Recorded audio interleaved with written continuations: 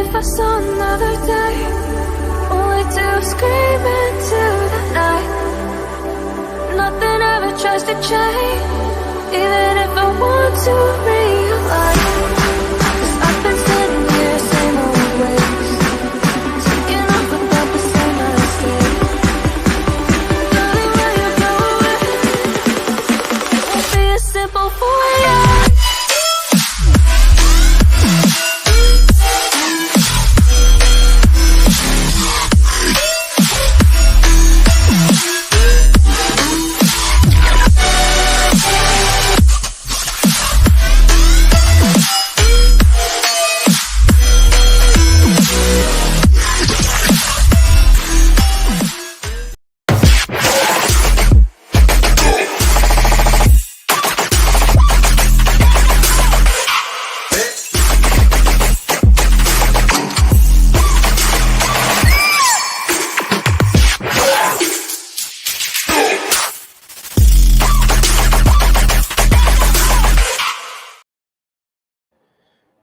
Right, I'm just getting straight into it. There's no hey guys, it's old man G, blah blah blah blah blah.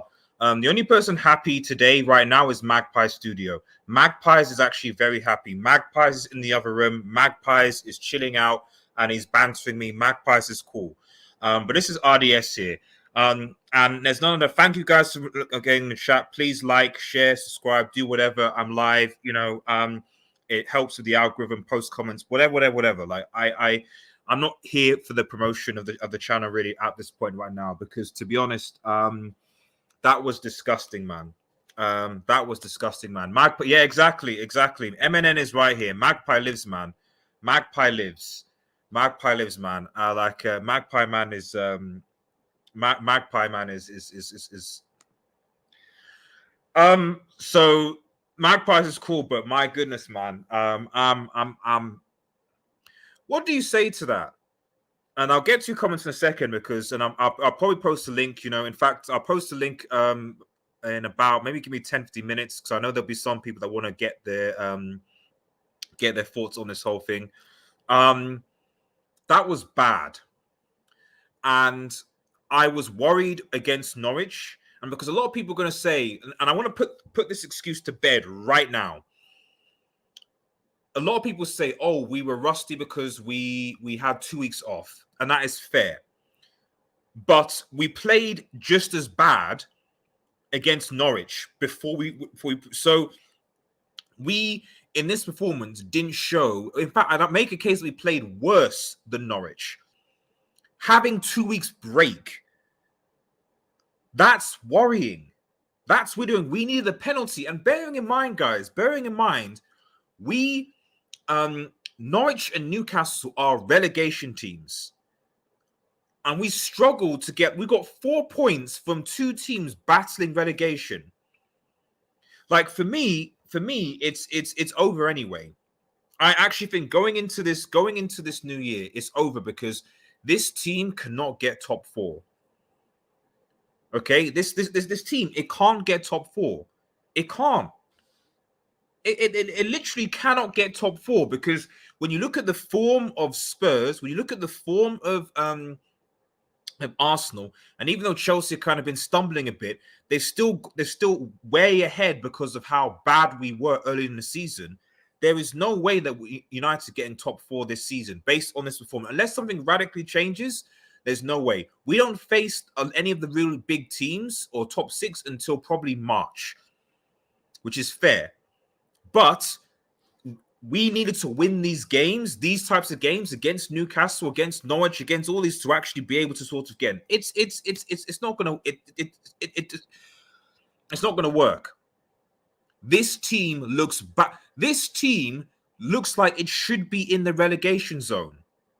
That's why my title's thing is sell the whole team. Because to be honest, aside from Cavani, Bailly apparently has gone to AFCON early. I don't know why or how that was allowed to happen, but I have no idea why Bailly has gone to AFCON early. Why was that allowed to happen? Lindelof has had a heart issue and we hear he's now got COVID. So literally, our only backup defender is Phil Jones for probably 2 weeks. Our backup defender is Phil.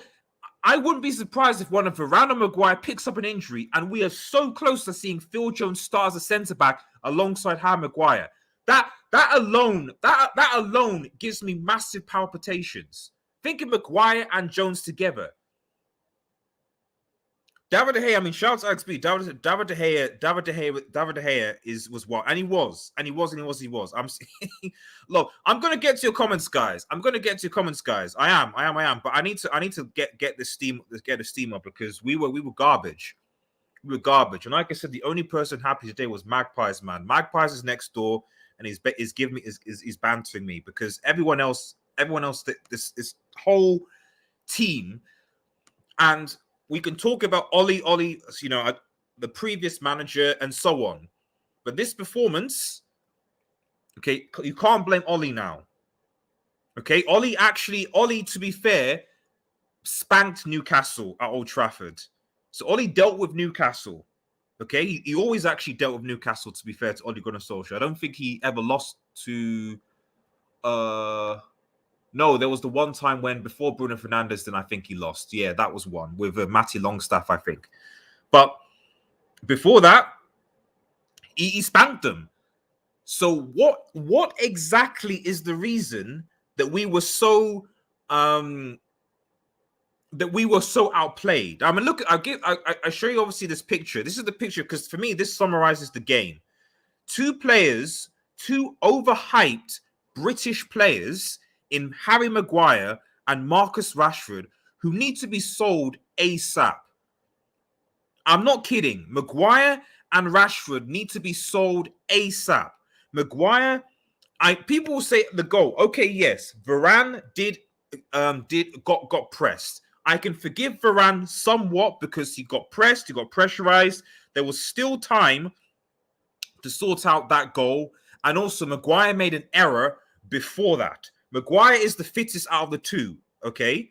He made an error before that didn't lead to a goal. And then if you look at the error that Varane made, Maguire takes a lunge and allows Saint Maximin to come inside and obviously to finish it off, which is bogus, which is absolutely bogus. Rashford, it was bad. One of the things I'll talk about Rangnick for a second here because I didn't quite understand the lineup. I thought, okay, Sancho should have started. In retrospect, Sancho was terrible as well, but maybe he should have started. I didn't know why Bailly and Lindelof weren't there. We got a reason, so I get it. So I can't really fault the defense because, to be honest, it had to be Varane and Maguire. You couldn't make any other. So I can't fault the manager for picking that defense. I would have definitely put Bailly and Varane. They should be starting choice, but Bailly has been allowed to go to AFCON early for whatever reason when we don't have cover. So it is what it is. Midfield, I don't understand what Van der Beek has to do to get a game. I really don't. I've got no idea. But it's McTominay and Fred. Okay, fine. Up front, Cavani's on the bench. If he's going to do the 4-2-2, I don't know why Cavani didn't start, in my personal opinion, because Cavani is a hard worker, wins the ball. We needed that. I don't understand. So we went for a 4-2-3-1. Ronaldo, Rashford, and Greenwood. Rashford presumably playing on the right, which it doesn't work. I don't know. Sancho comes on. We play a bit better with Rashford coming on the left, but Rashford's still garbage. Sancho can't play up even a freaking good pass. The amount of opportunities that Sancho had to play a good ball, he couldn't do that. The amount of opportunities Rashford had to make a proper decision. To be honest, I did not want Greenwood and Fred to come off.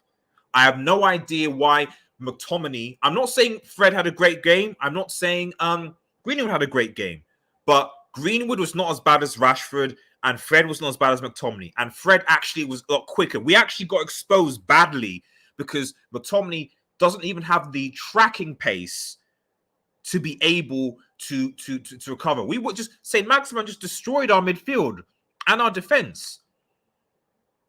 Absolutely. It was just a joke. It was a joke. And Newcastle, and to be honest, Saint Maximin should have scored that goal. I think that chance. De Gea was the man of the match. De Gea was the man of the match. De Gea was the man of the match. And for those people who say that De Gea was finished, I know his distribution isn't good, but we're talking about world-class saves from David De Gea. For those people that say that David De Gea was finished, David De Gea is not. I could make a case that, and this, to be fair, David De Gea, he would be considered one of the best goalkeepers in the world if we were winning, competing for trophies. Because some of the saves that David De Gea has made have been phenomenal. Absolutely phenomenal. But yeah, guys, I mean, I don't really know what to say here. Other than that, this performance is very, very worrying because Norwich and Newcastle are the worst. I mean, I give credit to Eddie Howe because Eddie Howe has made Newcastle better. So I can't completely. If we were playing against Steve Bruce's Newcastle, we probably still would have won. But Eddie Howe has helped improve Newcastle. So there is that. They've clearly look and play better with Eddie Howe in charge. That's a fact. But we struggled against Norwich. So you're thinking we played against Newcastle and Norwich, two teams in 19th and 20th respectively. We have Burnley next, who are also in that position, who will presumably are better than Newcastle. And frankly, Chris Wood and Barnes will just bully Maguire like they always do. It just gets worse. We're playing Burnley, Brighton. The opposition is just going to get better. And if we can't deal with these teams effectively, United are just out of the top four. They're just gone. Let me look at some of these comments, guys. Let's have a look. EFC says, Red Devil, we do. We have problems. We have massive. Please like the vid, guys, by the way. Like the vid. There's quite a lot of you guys watching my rant. A lot of you from Have Hope's channel as well who want to see me suffer. So that's good. Although, like I said, Magpies is loving life right now. Ralf Ball. I mean, well, in fairness to Ralf Rangnick, at the end of the day, you can't take a team. Like Ralf Ball is high pressing, and you can't take a team midway through a season and suddenly make them press really fast and with the same intensity. It's not going to work. Like I've seen a lot of Chelsea fans like, oh, but Tuchel came in. Yeah, it's easy and Tuchel and Kante. Yeah, of course, it's easy to come into a team and make a team more defensively solid midway through a season. Making a team defend better is not difficult to set up a defense system. That's easy. Sam Allardyce used to do that all the time when he came in to do save jobs. He'd come in, set up a team defensive so they don't concede goals and they go points. That's easy. But clearly, Rangnick doesn't want to do that. Clearly, Rangnick wants to implement a pressing gegenpress system, but you can't implement that midway through a season. It just doesn't work. It just doesn't work. The ghost of Ollie's soul still haunts Manu. I don't blame Ollie for this. And this is the thing what I'm saying. How bad was Ollie really? I mean, I don't. Thanks, Mr. Mans, for the intro, man. I appreciate it. Although I'm changing it soon. Not the countdown, but the other one. But going to this point, man, and get your questions in, guys. In fact, for those, I'm posting a link in the description if anyone wants to come on and also rant as well. And make sure you subscribe to the channel as well. But I'll just quickly look at some of these comments. Yeah, of course, Magpie. Yeah, the Ollie one I was going to address. Yeah, Ollie Gunnar Solskjaer. The thing is that Ollie was not good. I think we can agree with that. But to be honest, some of the performances by the players, you're just like, but no, though. They're just bad. And we're seeing that. And there's a question that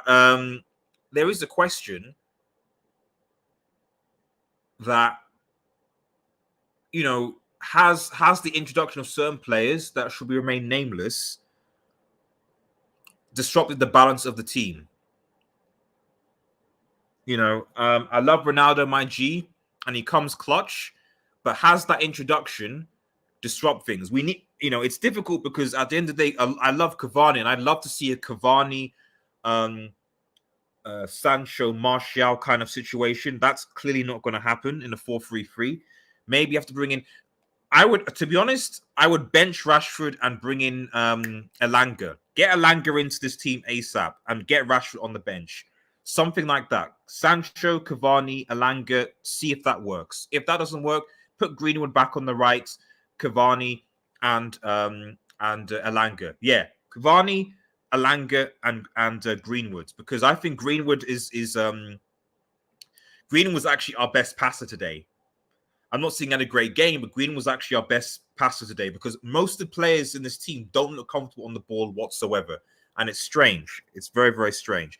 Brick FC, I see you in the background. I'll quickly come to you and bring you on just as soon as I through from his comments. Ragnar Magnanodian, man. Jeez. It's a dead team. It's a dead team. Magpie should be mad. They should have won, for fuck's sake. Yeah, I mean, the thing is, Magpie should be, but you take what you can get, because I think the reason Magpie's mad the most, more so because of the fact that Maximan and Wilson are injured. That's why it's kind of a mixed emotions, because yeah, we could have won, but at what cost? Because without Wilson and Maxin, then Newcastle are going to be very vulnerable going forward. So it's kind of bittersweet, to be honest. Rich's poor performance. Varane was awful. I mean, Varane is just coming back from injury. So, I mean, you got to put things into perspective. This is literally Varane's first game back. A lot of people, if this was Kante, I remember when Kante had a bad game, come back, and it was like, oh, Kante's just like, because he's just come back from injury. So there are players that I can give excuses for. Varane needs to get back to match fitness. He's not played. So fair enough to him. But Maguire doesn't have an excuse anymore. But we have no choice. We have no choice but to play. I would imagine that it'd be a different story if Lindelof or Bailly were available. It'd have been a different story. But Lindelof and Bailly aren't available. So I can't really blame the defensive pick, because we had no choice unless you guys want Phil Jones to come and play alongside Maguire. Are we getting to the point right now that people want Phil Jones to play alongside Harry Maguire in this Manchester United team? I don't know. I don't know. I feel sick. How does it feel knowing relegation candidates Arsenal miles ahead of Manchester United? You guys need to chill, though. This is the thing about Arsenal, man.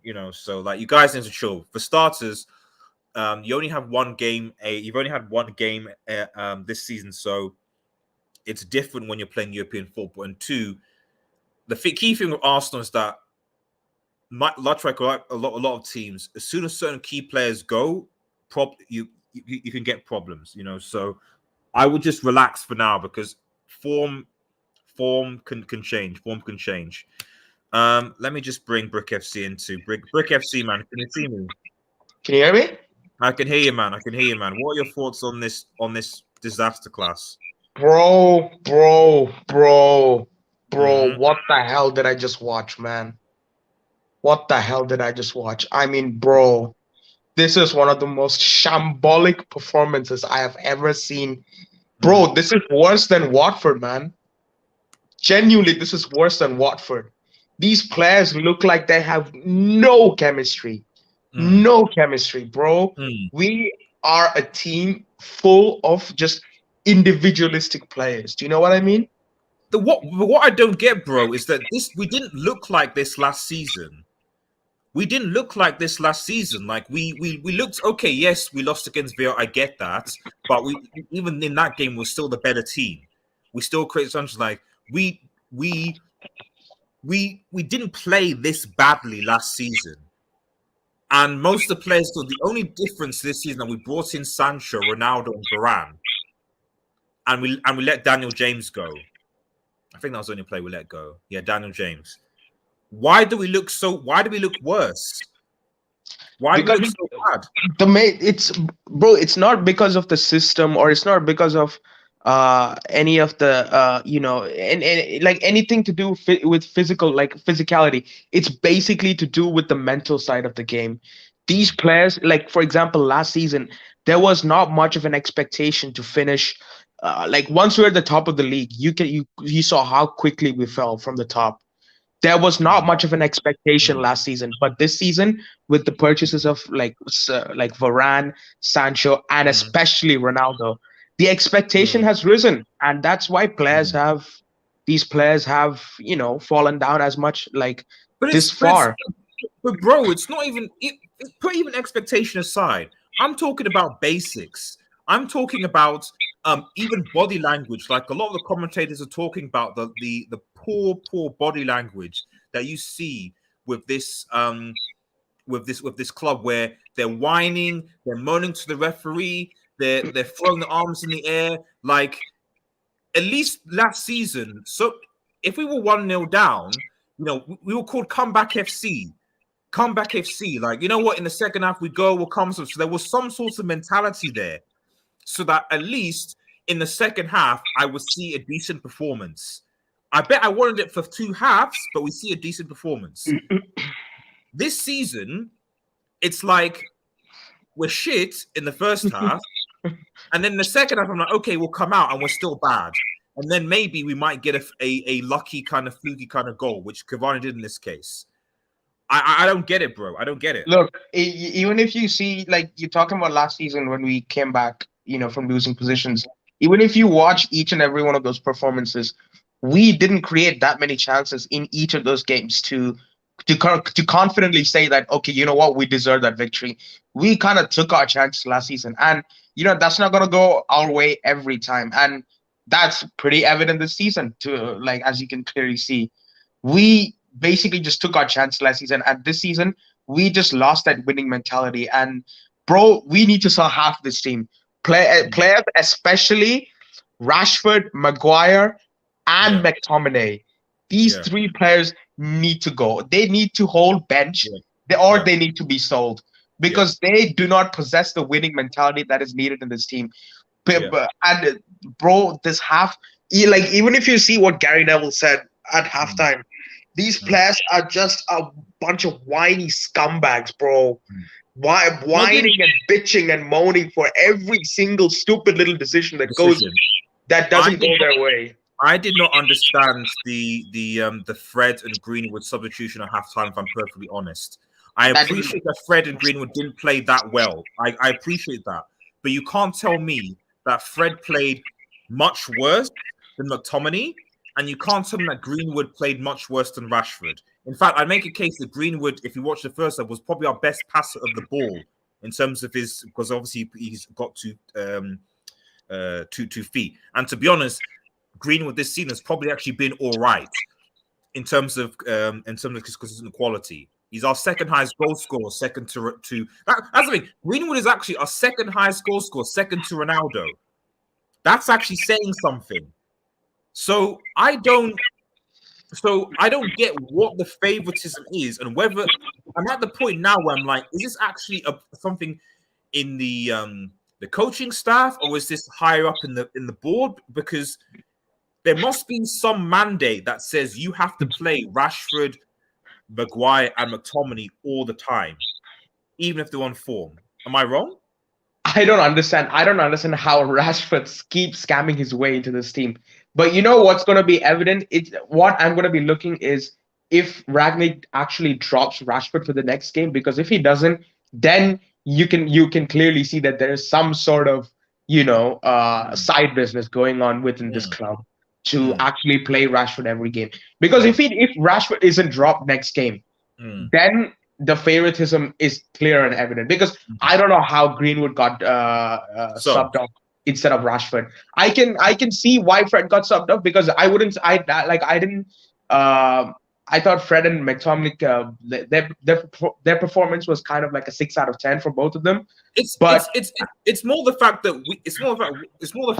what confusing about the Fred substitution is that the reason why I thought that Fred was going to work in a Rangnick system was his ability to win the ball high up on the field and press, not for him to be a sitting number 6. So I would have understood the sub if you were like, right, take McTominay off and put Matic on. So Matic is now the holding midfielder, and then you can and Fred can go off a push up just a little bit further, try and win the ball further, make the tackles, etc. Fred wasn't doing that at all this game. it was almost like they were back to the double pivot of McTominay and Fred, McTominay and Fred, as opposed to what we saw from Fred against Arsenal, for example, and against I think it was Villarreal, I think, where he was, and Palace. And Palace when he was doing that. We didn't see that from Fred at all. As if he was almost told, no, don't do that. Come back and babysit McTominay again. Exactly. And that pace, that energy that we needed was lost. I mean, I don't know, bro. See, I mean, I don't know if I have enough time to explain this, but I was watching one of those. I don't know if you know Stephen Howson. Yeah. I was watching one of his videos about the analysis of this game, and he basically said that there are some players in every team that when they are exposed to a new system, they will absorb each and every fundamental and basics of it very quickly. But there are some people who are thick-headed, brainless idiots who won't get the ABCs of the system. So, I feel like there are certain players in this team that don't know the ABCs of the system. They don't know how to press. They don't know when to press. And I feel like Fred is not one of those players. I can clearly see from the Palace and the Villarreal game. But I think he's suffering from the other players not being able to absorb the basics of the system. And, he's a good presser of the ball. But as Rangnick said, you need to press as a whole team. You cannot press by just one person.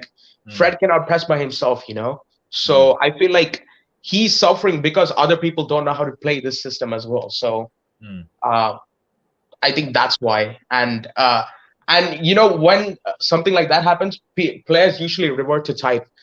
And you can see that from the amount of long balls Bruno was playing in the second half. And our defense. Oh, sorry. I'll get my echo. Sorry, go on. Yeah, as I was saying, the amount of long balls, Maguire, Bruno, they were playing for Ronaldo to latch onto to the long ball, flick on, and then try and get a chance like that. That's not sustainable, and that is what we constantly saw under Oli. You see players reverting to type when they do not know how to play a new system, and that's what we're seeing right now. Yeah, no, I completely agree, I don't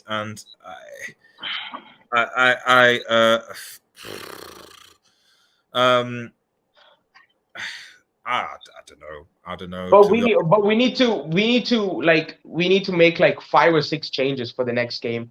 We need to drop Rashford and bring someone like Elanga on. We need to drop McTominay and bring Van de Beek on.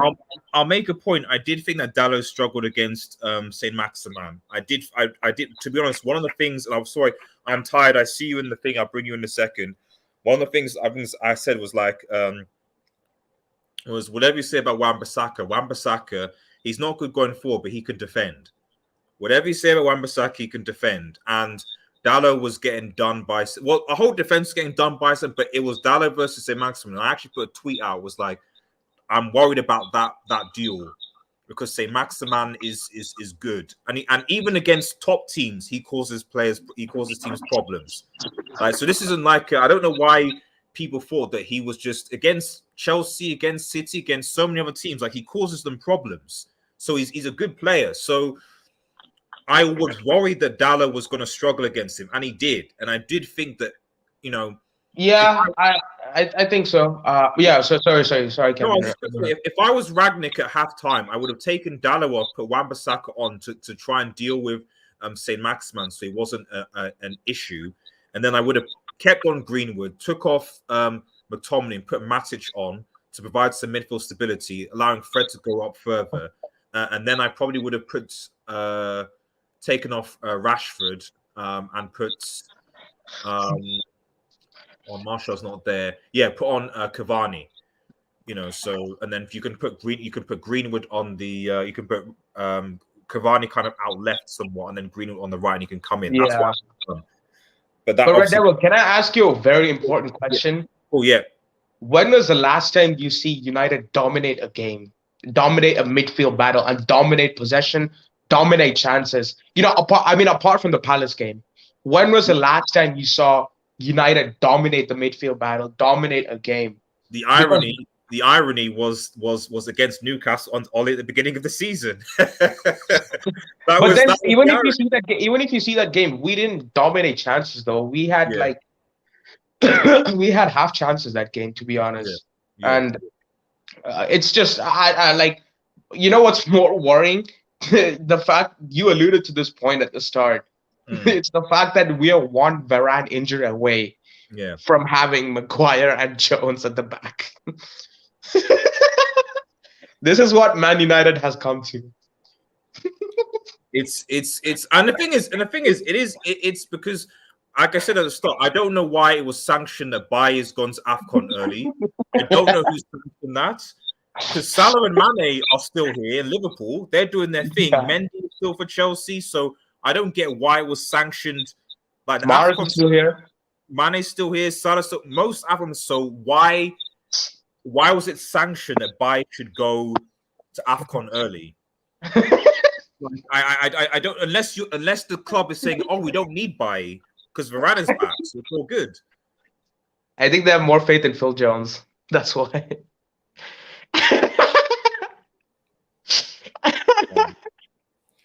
Man, Oh God, man! This club is just it's like a roller coaster, man. I don't know. I was expecting a performance against Newcastle and Norwich, bro. These are like the bottom two teams, you know. Yeah. You know, it's like it's only gonna get worse from here. Yeah, I'm worried. It's only gonna get worse from here. I'm worried. because we play. I think is it Burnley next? So Burnley, ironic enough, for the you know, and. But you know what? If you just to make one quick point, if you watch the Champions League game, what was it against Young Boys? Yeah, the 4-2-2 system worked quite well, you know, in the first half. But that was due to the personnel that was there. Exactly. We had most of our youngsters there, and they were really quick to absorb the system. Exactly. And we played like a team. In this, if you see the lineup that was there today, you see players like Rashford, you see players like McTominay. Bro, you're talking about now that the game thinks of it. The last time I remember we dominated the game properly, it was and you speak of youngsters, was against Wolves. Last game of the season, last season. I remember now. In that game, when we went to them, and despite them being very defensive, we had Alanga, Ahmed, I think Baye was there as well. Van de Beek, and we basically just played them off the park for 90 minutes. Exactly. You know, because that's when we played as a team. We players like Rashford, even Ronaldo. Yeah, we have so many individualistic players who just, you know, want to take the ball, dribble, head down, and just try and score the goal by themselves. Yeah. It's just we don't play as a team, you know. Yeah. Right, Brick FC, bro. Thanks for coming on, man. I'm tired coming in. Last thoughts, man. I hope we make top 4. Arsenal finish ahead of us, man. Oh, bro. I think I might self-harm. Oh, man. If Arsenal finish ahead of us, bro. Yeah, I can't. My God. I can't. I can't, bro. The banter is gonna be unreal. At the point, it's almost like I'm like, you know, can we? I don't even we'll need to win the Champions League, and that's not going. Yeah, this team cannot win the CL. Yeah, this team cannot win the CL. This team were to win the Champions League, it will be the greatest fluke in football history. Exactly, bro. You know, it's gonna be worse than Chelsea. Yeah, it's not gonna happen. Oh, sorry, I'm tired. If you're there, come back in. I've literally just finished with Brick FC, but come back in if you finished. I've just finished with books. If you want to come back in, if you're listening, come back in. I was literally about to bring you in, but you've gone. So try again. But yeah, bro. It's just last. Depressing. It's depressing. I would say if any hint of at the risk of sounding positive. Let's just wait. Let's just look at the next 3 games. I don't know what the fixtures like. Well, I don't know what our next 3 games are. If you can, I'll get them up here. So, I mean, the positives we didn't lose, I guess. Yeah, and we still got quite a few games in hand, and some of those, and some of our, where is it? Some of our. Oh, actually, I've got 2 points I can make. But go ahead. Sorry. I'll let you pull So the. Thursday is against Burnley, which is got to be a must win. We've got to beat Burnley. Mhm. Then I think after New Year's is Wolves, which is going to be difficult, to be honest. Difficult, yeah. You know, Chelsea. It's even if it's at home, Chelsea struggled. We've got basically got two. You've got 3 home games. You've got Burnley at home, Wolves at home, and then we've got Villa at home. FA Cup third round. I'm worried about all 3 of those games because Burnley Yeah. will be difficult. Burnley, we should win, but Chris Wood, Maguire, bully our defenders, and Villa. To be honest, I actually thought Villa were unlucky against Chelsea. Yeah. In fact, I know Chelsea won 3-1, but they won because of 2 penalties. And if Yeah. Villa had a better finisher, they would have actually won that game. Mhm. And then after that, we played Villa away, Yeah. which I'm not sure about. So, in the next 3 games, as I was saying, the 2 points I want to make is 2 final points I want to make is we got to pay attention to the lineups, at who he drops and who he brings on, instead of players like, as we talked about, like Rashford and all those people. And the second point is we got to try and tie Cavani down to a contract. Yes, we got to try and tie this guy down, because this guy, I don't care. Yeah, this guy is elite, fam. Yeah. This guy is elite. Yeah, that's all I gotta say. Yeah. And like I said, I'll be controversial. I generally think that we play best with him as a number 9, with wingers feeding him, whether that's Sancho or whatever. So I love Ronaldo, but like Cavani's different, man. If he can stay fit, bro, that's the only thing. That's the key. That's the key thing. Yeah. His fitness is the thing. If he had the fitness of Ronaldo, but Ronaldo, so I'm not slating Ronaldo, but I do think I think Benzema's a better number 9 than Ronaldo. So, but it's just a fit thing. Before this game, I wasn't really that fussed about losing him because he wasn't that fit. But after this game, bro, I don't care how fit he is. This guy's got to start. Start him. Exactly. Right, bro. Take care, man. See you later. You too, man, buddy. okay? You too. Coming on. Take care. Have a nice. I am tired. You're in, man. Hello. Give me your thoughts. Can you hear me? Yeah, I can hear you. Can you hear me? I can hear you, man. What a shocking performance. What are your thoughts? I'm going to say something unpopular. Okay. Keep it PG, because I don't want to get demonetized, but go on. If we want to become a serious team, we have to sell Bruno Fernandes. The guy is a turnover machine. He literally gives away possession every time he touches the ball. You cannot... Let's say he averages giving away the ball 25 times a game. If we keep the ball 25 times, we might, build more attacks. But he's just hoofing it into the other goalkeeper. What are you doing? Just pass it. Like, it's just so frustrating. I think Rashford was so poor. Maguire can't play in a high line. He's too slow. Every time he gets the ball, he takes about 5 years to pass it just to the side. He's useless. And Tellez has got to come out for sure. Shaw's just a better player, in my opinion. He's just a better progressor of the ball. But I mean, has Shaw really been good this season, to be honest? No.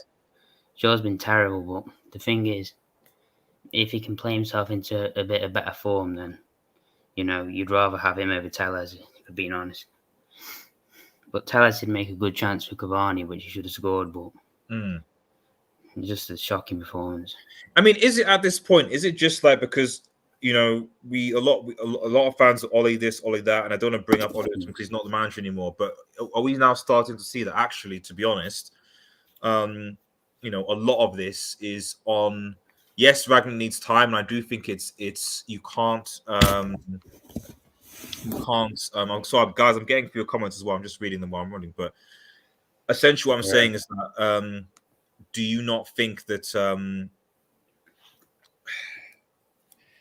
what can be done about this team, basically? Because Ollie's now not here. It's not his fault now. And we've got a new manager that's got a system. These players had 2 weeks off, and they couldn't perform against a relegation-ridden. Although I do think Eddie Howe's a good manager. Yeah. Side Newcastle. My problem is with Ole here is everyone says he rebuilt the club. And yeah, he did make a bit of a better squad, but this team is so imbalanced. Like, it just doesn't work. the players don't click together. There's no creators. It's just like all shooters up front. The only creator is Sancho, and he's not really been on form recently. No, Sancho. Sancho had a very bad game today as well. Yeah, his I know passing this was is, so bad. But go on. yeah, this is going to sound obvious, but we need Paul Pogba back. I mean, he's just a better player in that left channel.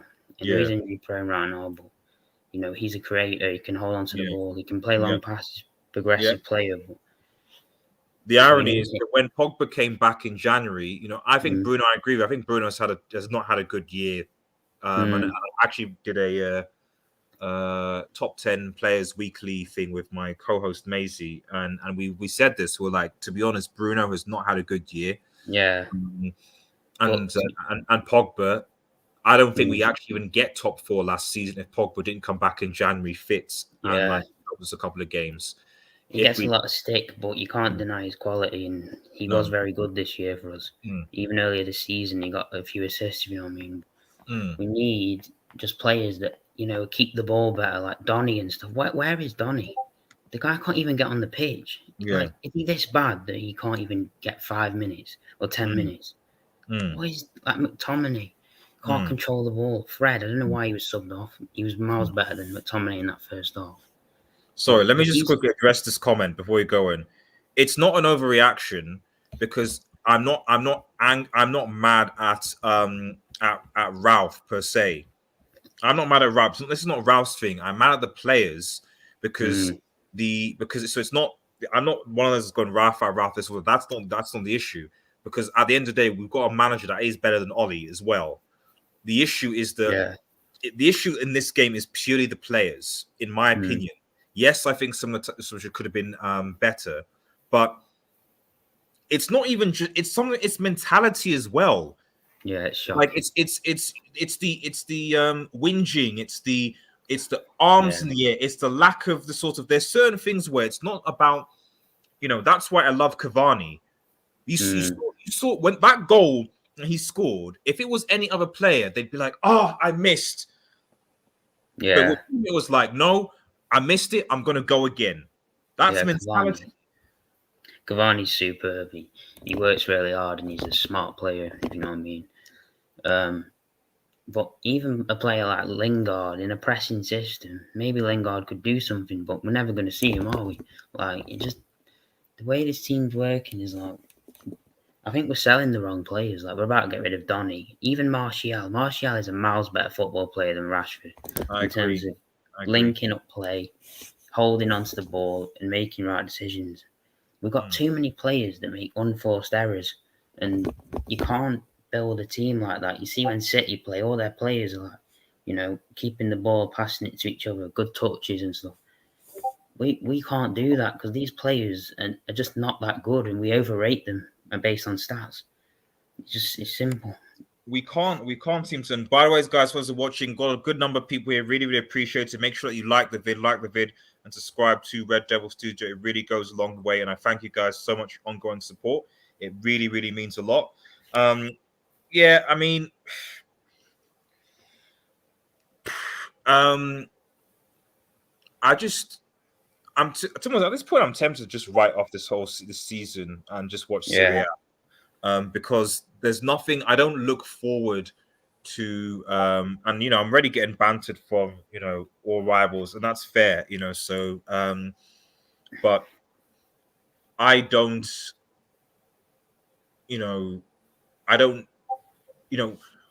it's like you go into United games and I don't expect my team to win anymore. Yeah, we can't beat Norwich and Newcastle. Okay, we beat Norwich, but I mean convincingly. Then what team do you think that we can beat? I think for me, as much as everyone's saying like, "Oh, Ralf out and stuff." I've seen that a lot on Twitter for some reason. Come on, we have to give him more than 3 games. I mean, the Burnley game. He's only an interim as well. We're forgetting that. Yes. His main job is clearing up this rot on the board and getting rid of these. Changing the culture of the club and the way we play football, because this is just not good enough for Man United. We've been like this for 10 years. We need to start making just good football decisions and getting a club philosophy, because that's what Man City have. They their academy is now taught to play all possession football and stuff. We need to have something like that. We pick a style of football and that's taught all the way up from the academy to the first team. But yeah, so we have to trust in Ralph and what he can do. But there's got to be big changes in the next coming weeks. I completely agree. And at the end of the day, like as you said, it is, people just have to remember that he is an interim and it is about instilling a philosophy. And like I said to you, well, for me, the issue thing with Rankman is more about what when he got announced, I was like, I'm more excited for what he'll do behind the scenes in terms of the players that he'll bring in and the philosophy that he'll install in the club and the manager that he'll work with, whether that's he gets Hag or Ten Hag would be perfect. Whoever. That would be good to bring new talent. But to be honest, that might mean that some of these players basically have to bounce. Yeah. Right now, I'm just seeing this individualistic mentality. You're seeing, and that's what I'm saying. To be honest, so because I'm looking at some of the times this game, I'm like, Rashford in particular, where I was like, what's happened to you, bro? Like, when did you get so? One of the things about having a good team is that each players have each other on their own backs. Yeah. And it's, so you're aware you've got that sort of. So I'm seeing this instance where Rashford literally has 4 people in the box that he can pass to, and instead continues to dribble and loses the ball. And I'm like, why though? Like, why aren't our forwards? Because we can crap on our defense all we want, but at the end of the day, we have no choice because Lindelof is out because of the bug, and I don't know when he's going to come back. Bailly, like I said, was I don't know why he was given an early exemption to go to the AFCON when Salah, Mane, and so many others. That fucking frustrates me because I don't get why that was allowed. So our only backup defender right now is Phil Jones. Oh God! And if Varane picks up an injury, and he is injury prone because Bailly's gone for basically presumably for more than a month because that's AFCON. And Lindelof, if he's got the thing, will be out for he will be out for 2 weeks, 14 days. So if Varane picks up a single knock, it's Jonesy and Maguire time. Yeah.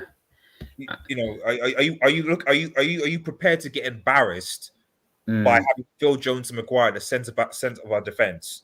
The thing is about Maguire is we can say that Bailly, if he was here, he would have started, but Maguire would have started. Let's be honest. Maguire is the worst signing in this football club's history. £80 million for a guy who can't even run. He's useless. He's our captain as well. He's been relegated 4 times in his career. And he's our captain. Just give the armband to someone else. Like, it's not that difficult. You see what Arteta just did with Aubameyang. Give it to De Gea. De Gea's been at this club for 10 years. He knows the standards in his club. And he's playing well. He's a leader as well. Maguire, he's not even better than Lindelof, if we're being honest. Or Bailly. Like, oh no, he's our worst. I mean, I'm at the stage now where if Phil Jones and Maguire did play, I would not be surprised if Jones was better. Yeah, Jones is better anyway. Like I don't remember a time when Jones conceded 4 goals and 5 goals back to back against Liverpool and City. I don't remember Phil Jones. He was playing alongside Chris Smalling. Yeah, so, Chris Smalling looks world class compared to Maguire. Chris Smalling's a way better centre back. He's faster, he's stronger, he reads the game better, and he's better in the air. It's literally that simple. Like we this is why I say we have to blame Ole. What we could have had Koulibaly or someone like that, or Eder Militao, and we signed Maguire for £80 million. I mean, I don't blame him particularly for that because, to be fair, what's his name? He was actually going to go to City under Pep. Yeah. But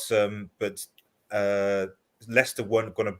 I think they would bid 60 million, but Leicester wanted more, and we just outbid them. So, and even Mourinho said that he wanted Maguire. So at the time, there were a lot of managers that wanted Maguire. So I can't blame Ole Gunnar Solskjaer for going for Maguire. But That's another thing that needs to stop at this club. Yeah, go on.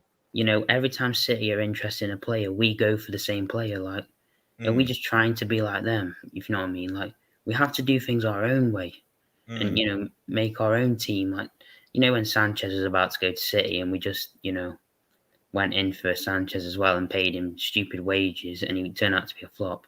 It's like with Fred, but Fred is a good player, to be honest. I like Fred. City are interested in him. We spent 52 million on him. Did we really need him? Let's be honest. White Man's Atletico. Feb 24 looks interesting. I mean, a lot can change in 2 or 3 months. That's all I would say, especially because by then Paul Pogba will be back.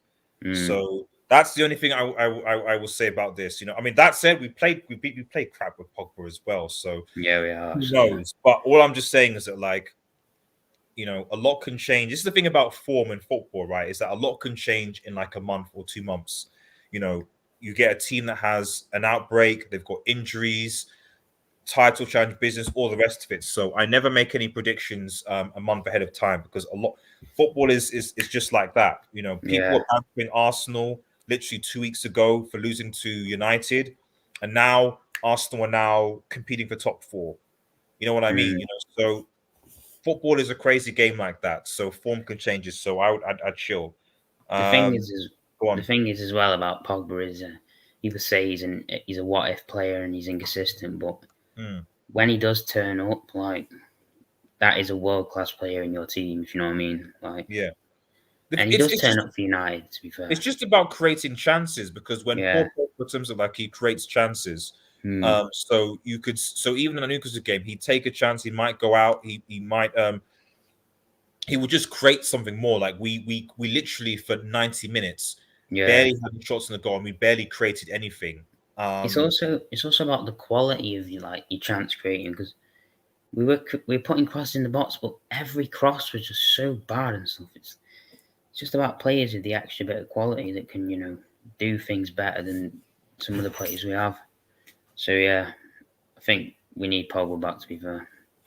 I agree with this comment by Zach that Cavani needs to start. Cavani, I mean, unless like he's coming off the bench, it's to manage like his injuries, you know. So you don't know, because you know, with some of these players I want to play more. You've got to think that maybe they're trying to ease themselves back in, or they can't play for night. Like, I would love Matic to play,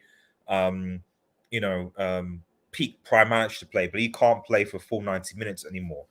But he's still our best DM somehow.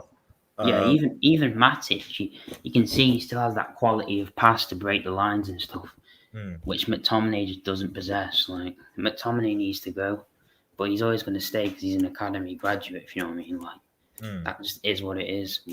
He's not good enough for this club, to be honest. Yeah, they're bad. I'm going to put that out there. They are bad for this comment by Adam. Send Cavani to us, RDS. We need a striker. No, I know you're City fan, MT. You guys focus on getting Kane from Spurs or getting Haaland. That's your thing. We'll keep a hold of Cavani. Cavani's better than Kane, though. Let's be honest. He is. I agree. Alanke wasn't great against Young Boys IMO.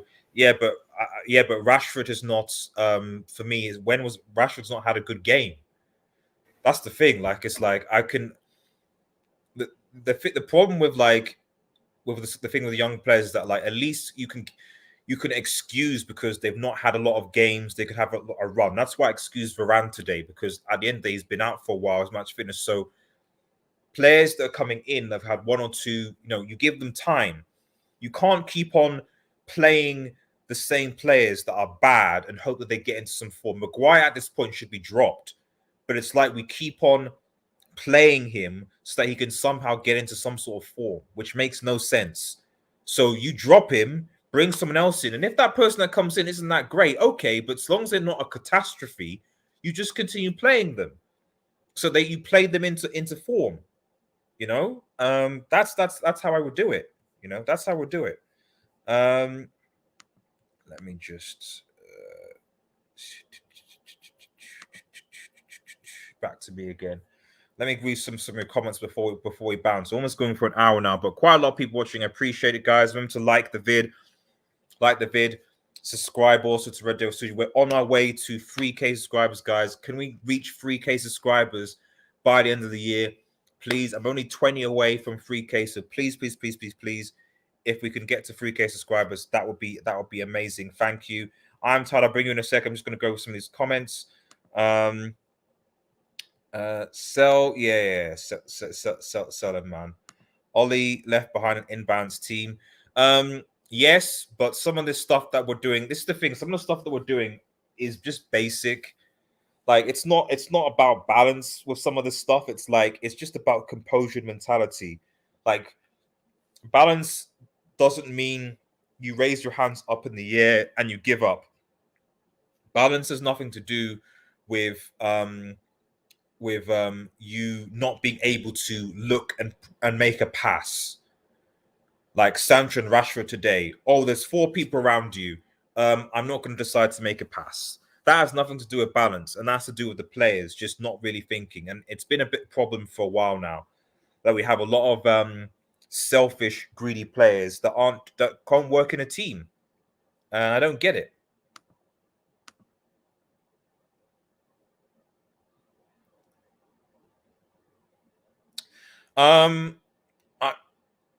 No, I don't think Arsenal. For one, because to be honest, they played badly against Norwich. That's the first thing. I would agree with you, MN, if for the fact that they played very badly. They played probably worse against Norwich, and we were lucky to get that penalty. Really lucky. Otherwise, it would have been a point. It'd have been literally, if we had not got the penalty, it would have been 2 points against Norwich and Newcastle. So that's my thing against them. Like, if we destroyed Norwich and then had this performance, I might agree with you and just say, oh, it's because they're rusty, not played for 2 weeks. But we were bad against Norwich. So that is a worry. As for Arsenal Spurs dropping off, Spurs and Arsenal look like they're playing. When you see a team playing into form, it's difficult. And the only real hope really is that I think that they have a lot of. There's a few. I think Arsenal plays City, I think, this weekend, and they've got a few big games. Same thing with Chelsea. So their claims that they'll be playing against other teams. So you just hope that United can just get the points really. Shout out to Luca Man. Head over to his channel and subscribe to him. You guys are talking about that Newcastle were dangerous on the counter where United would be about to hear. Newcastle win the game if it was. Yeah. Newcastle, if we didn't have David De Gea, Newcastle win that game because they were just getting us on the counter. And we were playing a high line. We can't play a high line because Maguire is slow and Varane is just coming back for injury and he's not that quick himself. And McTominay is a brick who's also slow. So how can we play a higher line with McTominay recovering Varane and Maguire? Made 0 sense. Yeah.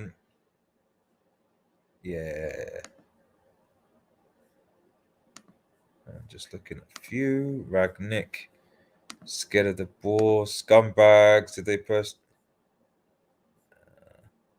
Uchi says Carrick. A lot of people saying Carrick, Carrick Ragnarok. Says Uchi. Borodoro says, what players you like for Everton? None of them really. In terms of if Everton players to come to United, I can't think of any really right now, and they're in their own mess right now. De Gea is good and go. He is. Yep, don't disagree with any of that. And also, yeah, you said February. Yeah, I said that. But like I said, Pogba will. Atletico will be tough, but it'll be an interesting dynamic. Because Atletico Madrid are not going to play like Newcastle did, just like there, and how expansive they were, and how, because to be fair to Newcastle pressed quite a lot and causes problems. I'd be very surprised in a Diego Simeone team. They will counter Atletico and they'll defend well, but I'd be very surprised on Diego Simeone team that presses. And especially if the fact that we'll be at home for the second leg, they'll want us to have the ball. And I don't know what midfield we're going to play then when the likes of Pogba will be back. So we'll see what happens. I think if you play Matic, Fred, and Pogba, this is the thing. I don't know. Maybe go back to Diamond. Who knows? Yeah. I've got to retract that, to be honest. I've got to be trash. Ronaldo's been trash for open years. I mean, for what he does as a goal scorer, yeah, but unfortunately, he's lost a lot of everything else. He's lost a lot of everything else. Oh, okay. I've got to get rid of the trolls. Merry Christmas. Okay, yes. Cheer up. It's Eric the Blue. Trevor's Christmas. Famous last words, guys. Famous last words, man. Famous last words. Don Ragnar, shout out to you, bro.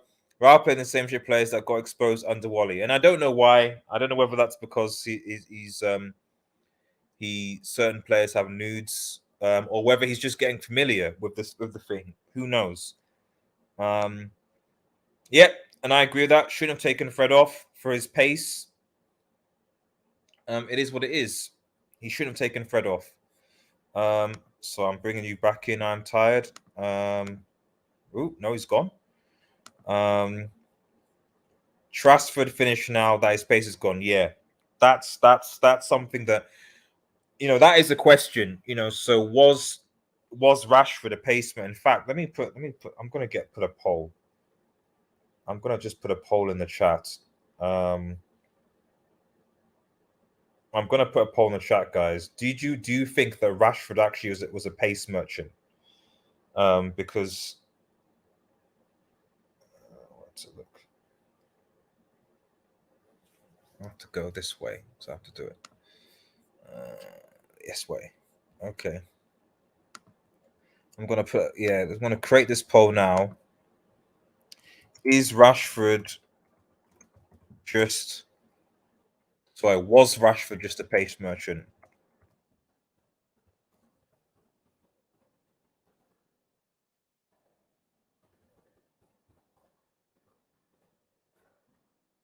Yeah, and sorry guys, if there are mods in the chat as well, like if there's any issues or comments, then please moderate them. That would really help me as well. So that I can focus on the show. So please moderate the comments if there's anything that should be doing what it's doing. Sorry, just bear me for 2 seconds.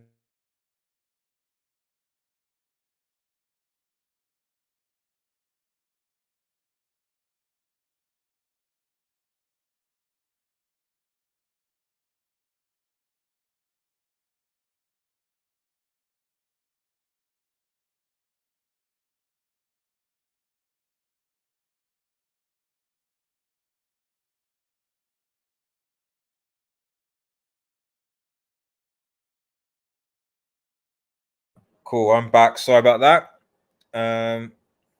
Yeah, Trashford. Oh, I clicked the back. Yeah, I'm tired. I'll bring you back in a second. I'm tired. And I put the poll in there. See if you think was Rashford just a pace merchant, and a lot of people say no. I'll put another poll up with: do you think that Manchester United will actually get top 4, which is another thing. We'll get that in a second. Like I said, make sure that you hit that subscribe button, share with people that you know, and please stay tuned for. We're gonna have a few previews coming up. Coming up this week, as well as a community panel update, where I really want to hear your ideas about the channel going forward. But maybe, given how popular the stream has been, maybe I might go back to doing live post-match reaction instead of just the channel ones. We shall see. Rashford, but he's been like that for a while now. United will probably still get top 4, to be honest. I don't know. I don't think so. West Ham will probably drop off. I know it's Spurs and Arsenal that I'm worried about. Arsenal have been hit a very good run of form, and they're beating. This is the thing. Arsenal are doing what we should be doing. They just seeing teams off like Norwich, like 4-0. They'll get spanked by City and Liverpool, and maybe even us, but they're beating the team that they're supposed to, and that's the key thing. They're beating the teams. That's what they're doing. And if they don't rank as a 4, nah. I don't. It's the players, bro. It's the players, Eric, man. It's the players. It's the players. It is the players. You know, because you can't be coached to be able to pass, man. I like I've given him a few more games. The one thing's not to show Ollie unless he changes things up. I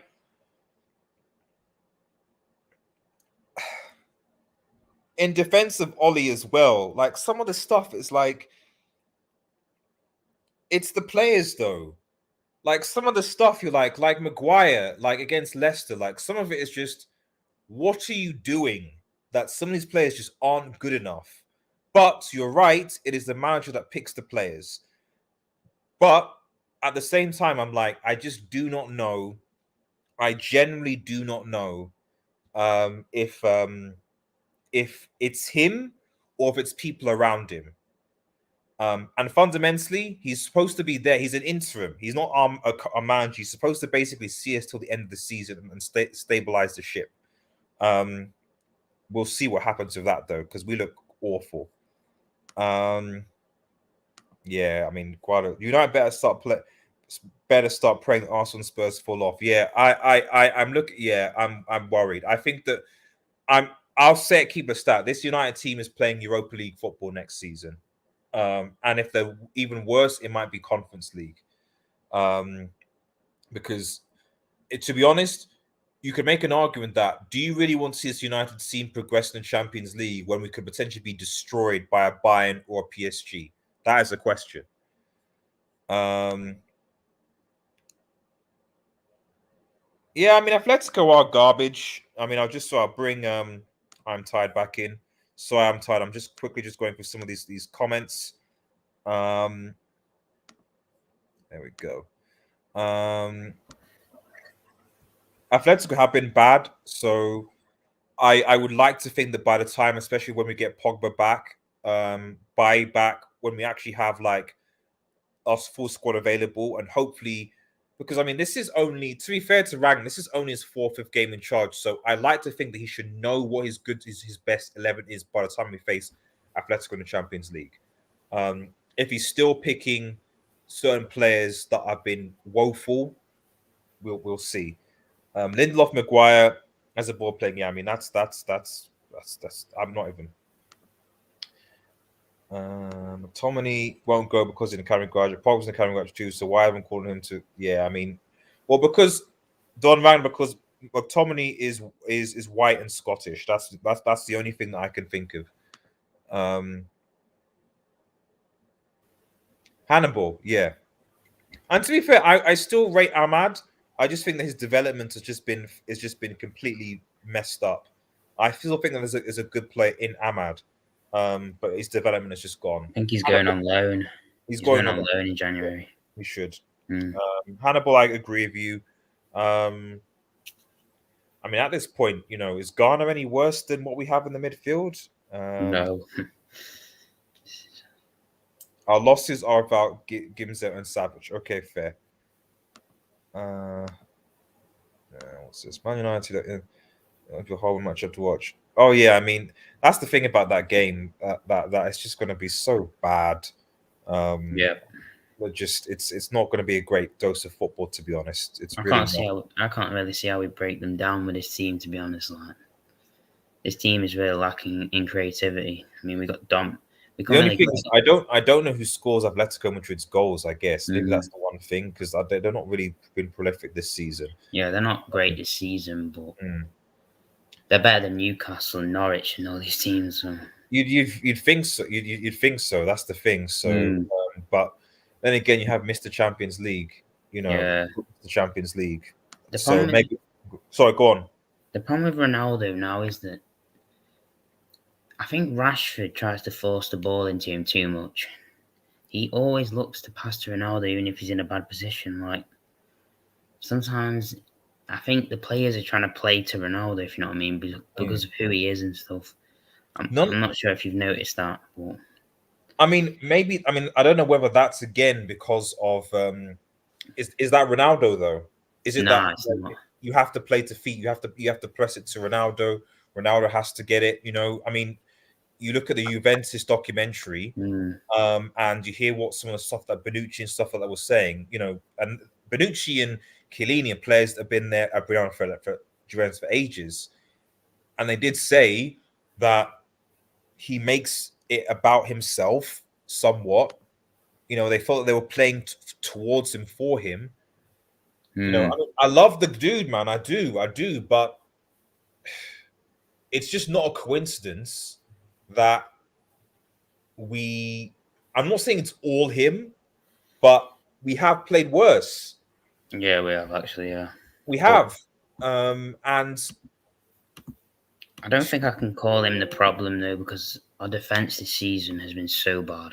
Like, we've let in about, I can't even remember how many goals we've let in. But the thing is with Ronaldo is that if we're gonna play him, he needs to be next to someone unselfish like Cavani, Martial. Yes, exactly. If he's next to Rashford or Bruno who just shoot all the time, it's just not gonna work. And the other thing is our counter press. Like, whatever you say about Ollie, the counter press did work at times. Especially when Daniel James was in the running, like it caused Bitman's problems. We can't do that now. Yeah, we literally can't do that now. So, and I don't know what's because Ronaldo's there. When Cavani was there, it was okay. We'd counter press with Sancho and Rashford. Sorry, Rashford and Greenwood or Greenwood or whatever. We cannot counter press anymore with Ronaldo there for whatever reason. Yeah. The thing is, our build up is awful. So the thing is about Bruno as well. He presses, but he presses in the most stupid ways. Like, he presses on his own, like running at the goalkeeper. Like, what is the point? You're just wasting your stamina. He's just going to kick it over you, if you know what I mean. Like, it's not easy to coach a press in such a short time. But I don't know what happened. We're doing it really well against Crystal Palace in the first half, but what has happened since? I don't understand. I don't know either. I really don't know. So according to the poll, people have said about 53% of you said that he so far have said that Rashford was just a pace merchant, and then no, 47%. It's about 50-50 split. I think Rashford has declined a lot. Like when he like in his second and third season, he was direct and stuff, and he could actually dribble a bit. Like, wasn't the greatest dribbler, but he could go at players. But now the guy's slow. Like, he can't even run anymore that well. Well, that's my question. Was he always a pace merchant? Yeah, he was. Let's be honest.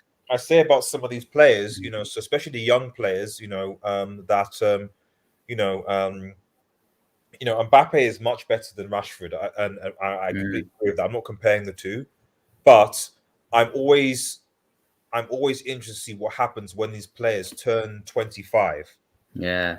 When they turn 26, when they have relied on a place. That's why I keep saying over and over again. Like, for me, Greenwood is the most talented player. That we have, because what's happened to Greenwood as well. Yeah. Sorry, like, Greenwood's been all right, but I don't know. I think Ronaldo maybe has disrupted Greenwood's start of the season form, because he was playing really well. He was. I don't know if we're just becoming like a one-man team, if you know what I mean. Just sort of playing. Well, that's what they said at Juve. That's what they said at Juve. It seemed to be, not that Juve are like doing massively better without Ronaldo. No, they're doing worse, but we have to be honest. Like.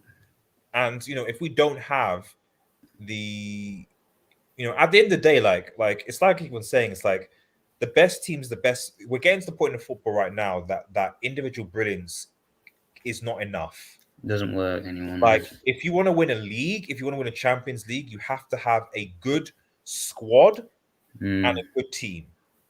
Yeah. So City are going to win this title because they have the best squad in the league. End of discussion. That's why they're going to win the league. And whether it's Champions League is going to be the team that has the best overall team, overall squad. Whatever you say about Chelsea, they actually have when all their players are fit, they actually still have a very good squad. They actually have a midfield. They have a midfield. They have defenders. They have an overall good squad. And, Pep was just overthinking things in the final.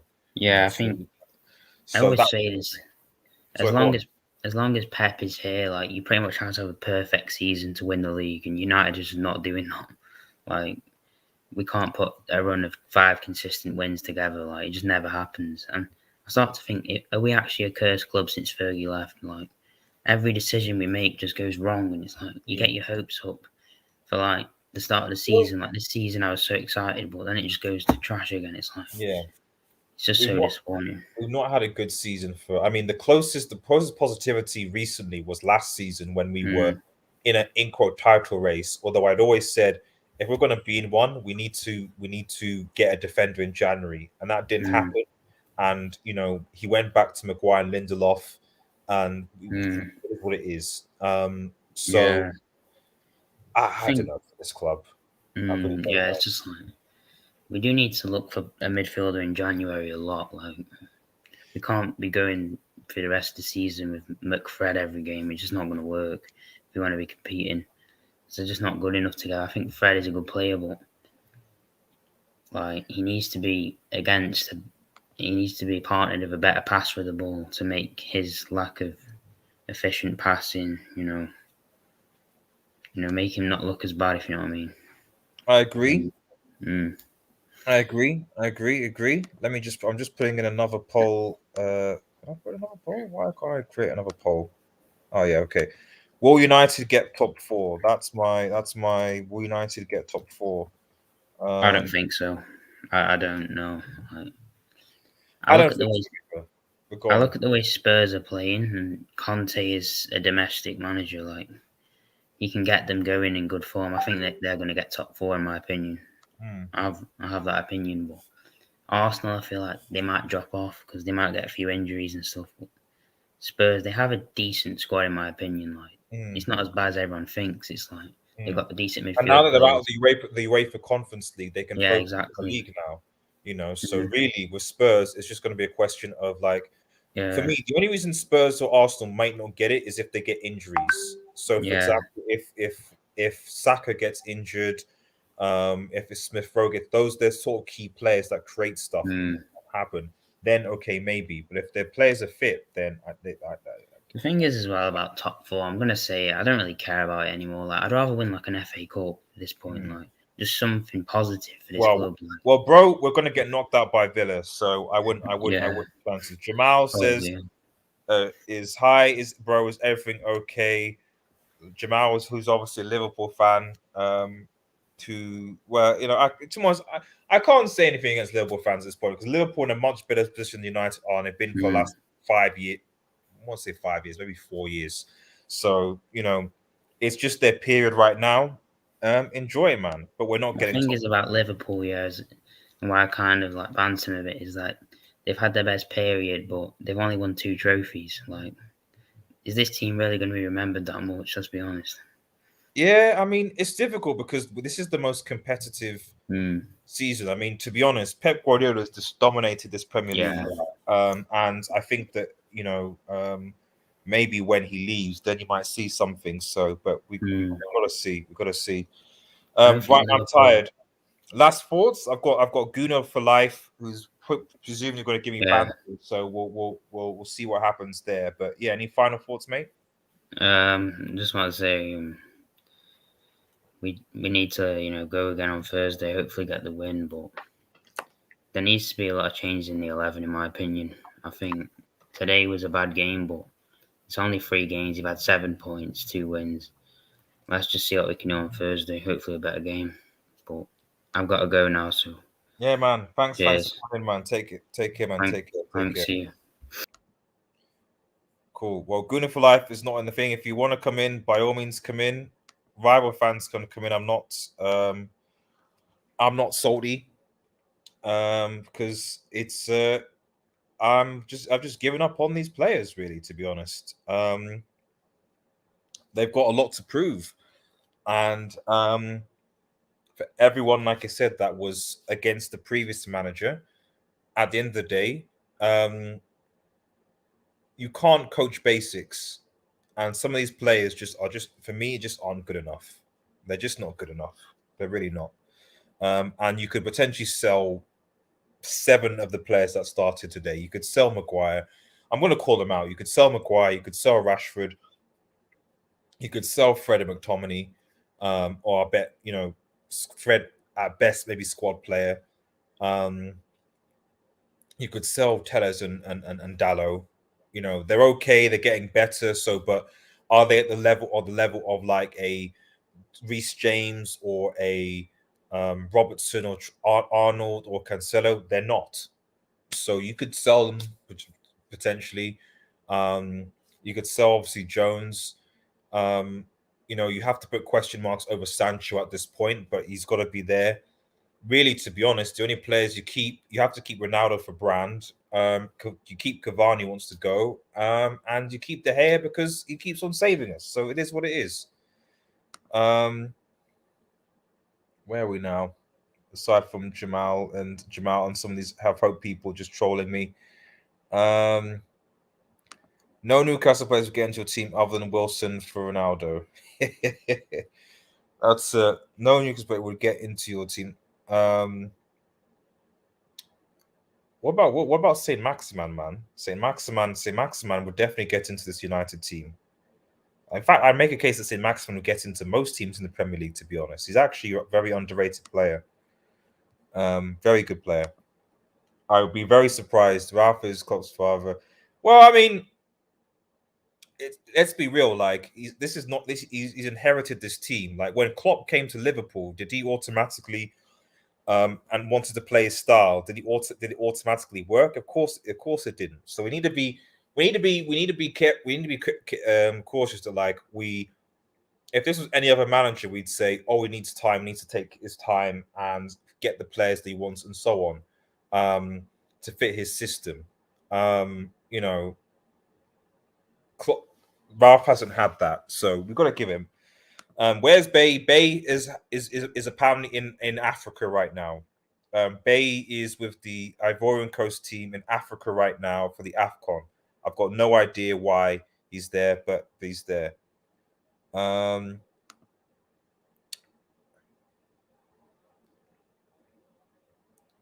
Yeah, exactly. To keep exactly. That should be. I'm not going to read the full thing, but exactly. That was why I was like, we should be playing these games. We should be playing these games. We should be playing these games, because if we don't play these games, then it's going to sink in mentally that we're behind. Now, if we play the games in hand, like if we win our games in hand, then yeah, we're not that far behind. But our games in hand are against opposition like Newcastle, who we should beat. I'm not confident we're going to beat Burnley. But if we don't beat Burnley, we can definitely count our top four, because it's going to get tougher than Burnley. You're going to face Wolves.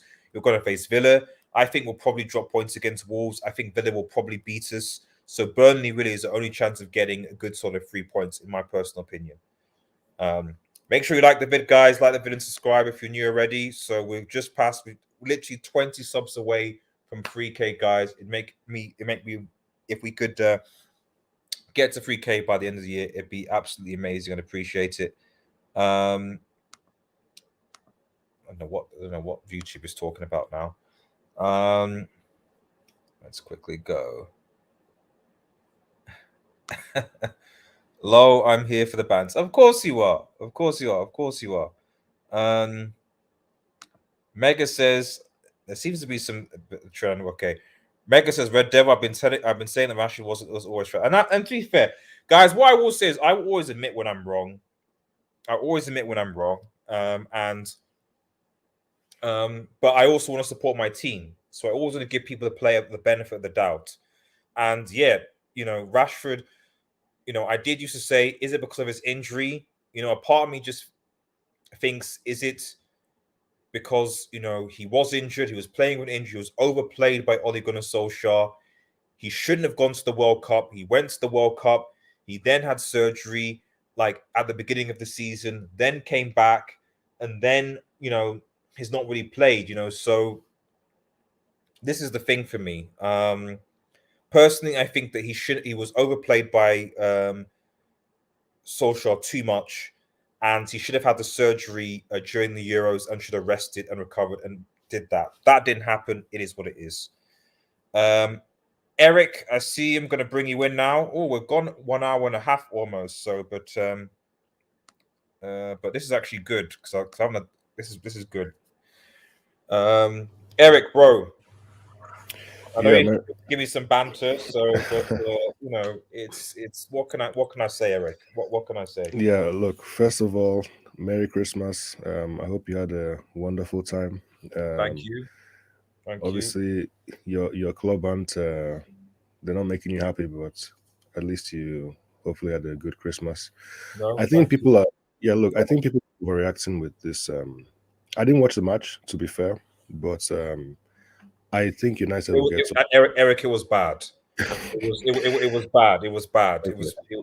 It was bad. There's the there was the issue. The reason why I'm reacting to it is not the result. It's not that it's 1-1 and that we should have destroyed. That's not the problem because we Mm, destroyed Newcastle at the beginning of the season with Ole Gunnar Solskjaer, and you could make a case that Newcastle were unlucky in that game. So it's not. So the issue is not the result. The issue is that you know there are a lot of players in this team that just are not good enough and for some reason cannot do the simple things, mm, and there are decisions that are being made behind the scenes that I don't understand. So, for example, I don't understand why Eric Bailly was allowed to leave for AFCON early. That's why it's not here. I don't understand why Van der Beek still cannot get a game, despite having a new coach, for example. I don't understand why players like Maguire and Rashford, who have clearly been out of form, still manage to get games ahead of. Okay. In the case of this game, Maguire has no choice because Phil Jones is the only fit centre back on the bench.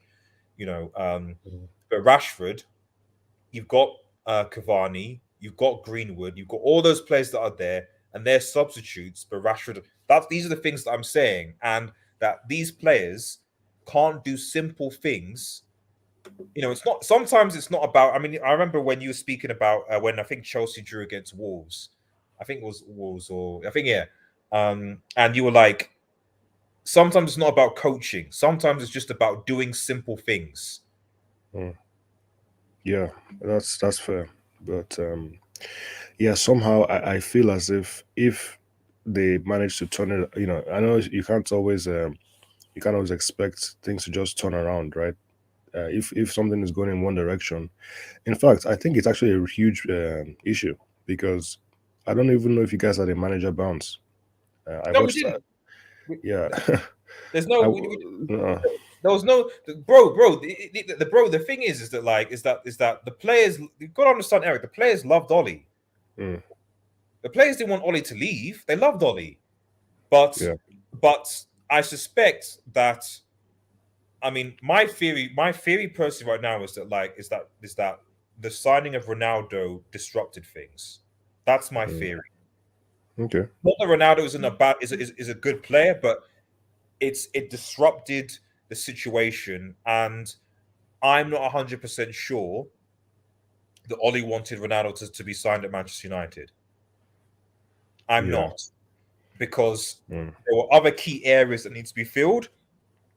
But I think that the PR that Ronaldo could go to City or other team if he was available was so bad that they almost had to do it, and the Glazers and just had to do it, and the mm, fans were like, "We should do it." And yeah, I was part of it. We should do it, But you look at it now, and you're like, "We're unbalanced. This doesn't work. We can't play." Um, you know, we we could have easily had a front three this season of Greenwood as a 9, Sancho on the right, and maybe Rashford on the left or Martial on the left, and that would have at least been like, right, okay, we've got 3 quick players that can run and counter attack, and we can do something. We don't have mm. that. We Well, don't. yeah, look, okay, so fair enough. You've made a lot of I can't disagree with anything you said, to be honest. I'm just looking at the stats, and you guys should have lost. Yeah, it's very clear, and obviously the Yeah. match shows that even in the highlights, the hair seems to save you guys a lot, doesn't it? Oh yeah, The- we'd have been relegated by now if the hair wasn't in our goal. yeah, look, the thing with Bayi is I don't know if Bayi is a miss. Yes, he's probably your best defender if he's available, but just the way he plays, man. I don't know why he Eric, plays. Eric, Eric, Eric, Eric. If one of these players gets injured, Phil Jones is the one that's going to come on. Okay, yeah, so he's probably an upgrade on Phil Jones, to be fair. Okay, so he plays for Ivory Coast, right? Yes, Like, yeah.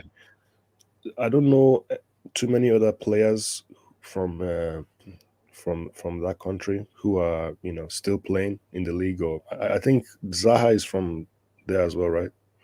No, Maybe. let me get. They posted the Afcon team, so let me just quickly get it out.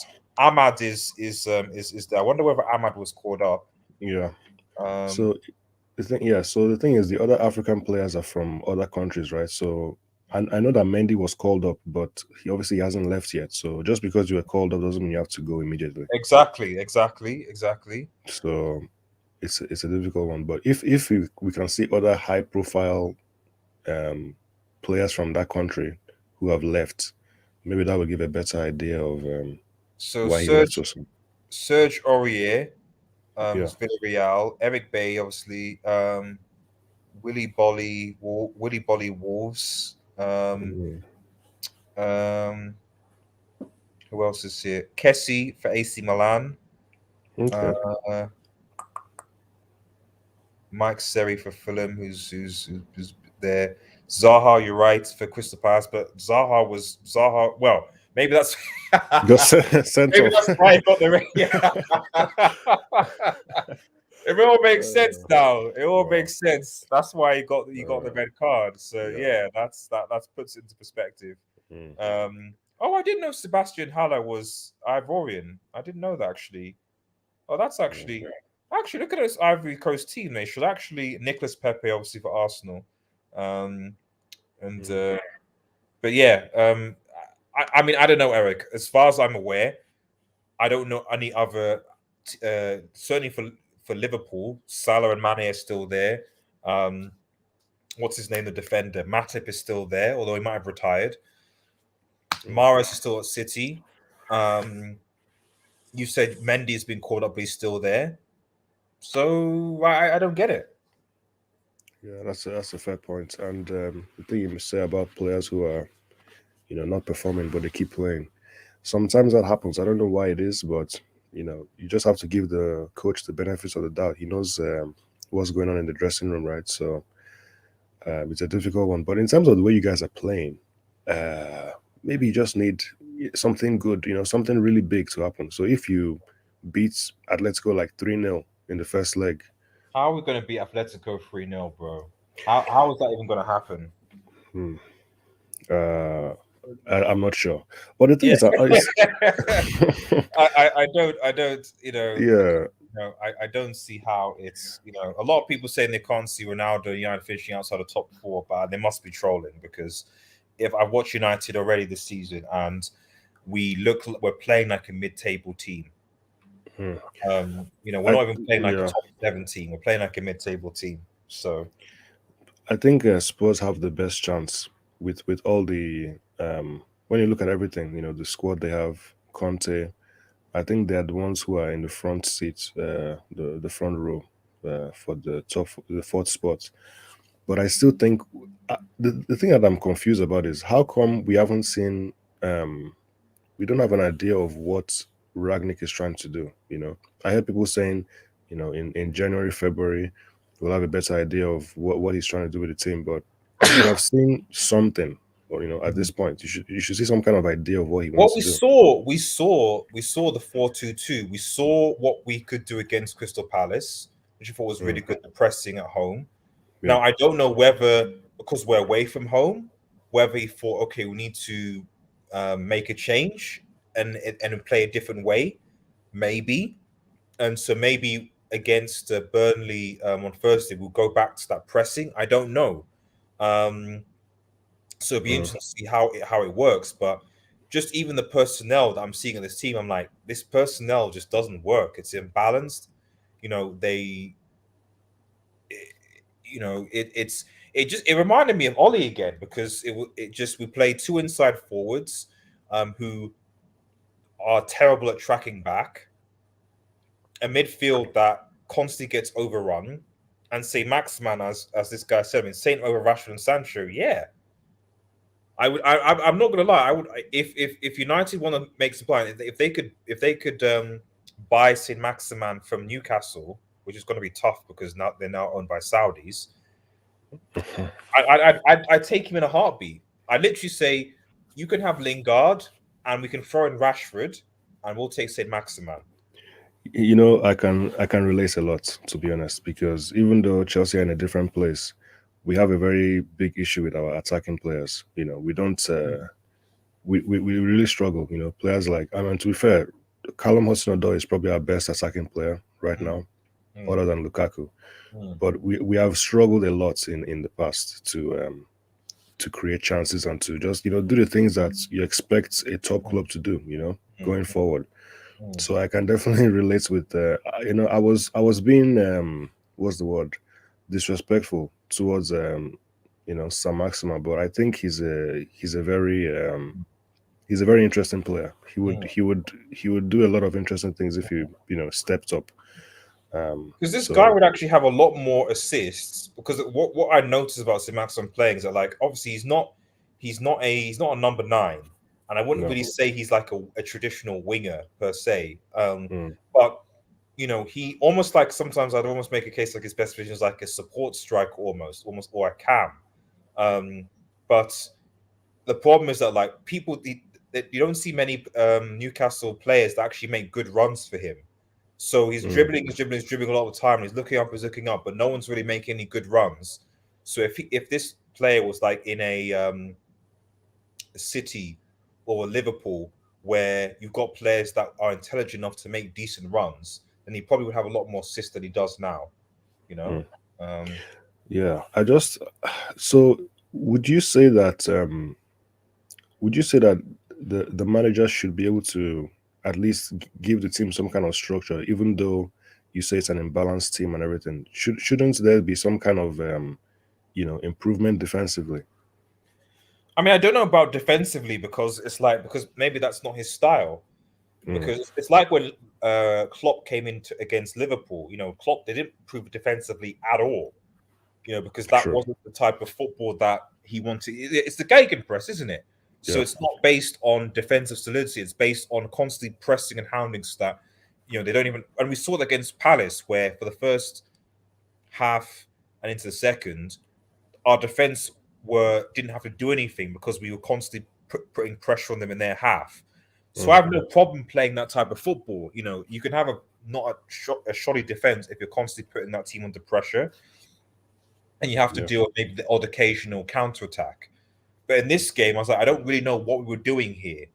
You know, so we didn't press at all, or we didn't press with any sort of coherence. We couldn't get a hold of the ball. We couldn't defend. So I just didn't know what we were doing. We weren't doing anything. You know, even on the Ollie, whatever people will say, at least last season with the counter-attack in football, I can see what you're trying to do. Sit deep and then counter-attack with Rashford and Sancho and Greenwood running.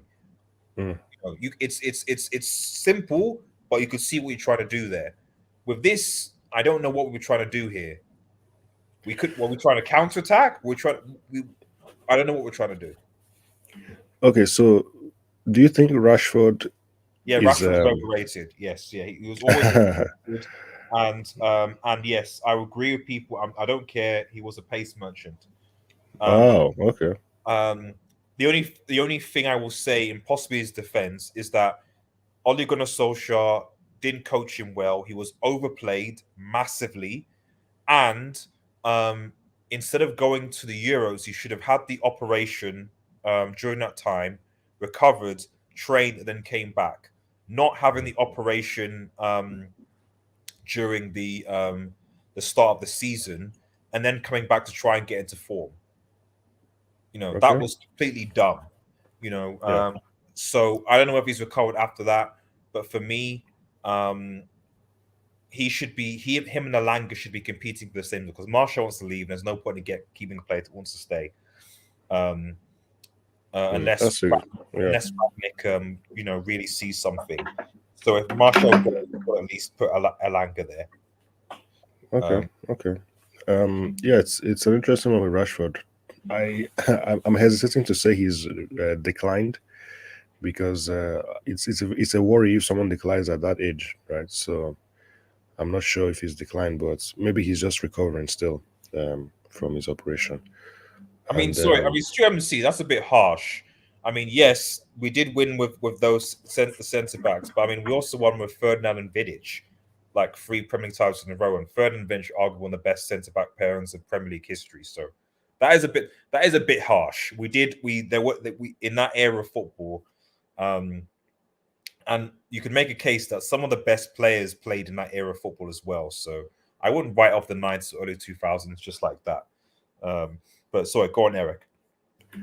yeah, so about the way your team press, for example, because that was a huge thing. People were talking about, the pressing style of Ragnick, the Gegen pressing. Who would be the best fit for that? Who would be the best options? Oh, you mean player personnel?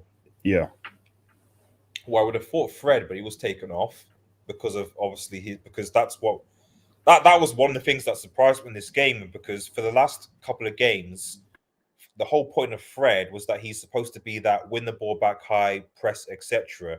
And McTominay would be a bit deeper. We didn't see that from Fred today. But in terms of, are you talking about players to come in or players in the squad right now? yeah, in the team right now. It's difficult because a lot of these, because he even said this, right, and said, listen, it's difficult to implement a philosophy halfway through a season.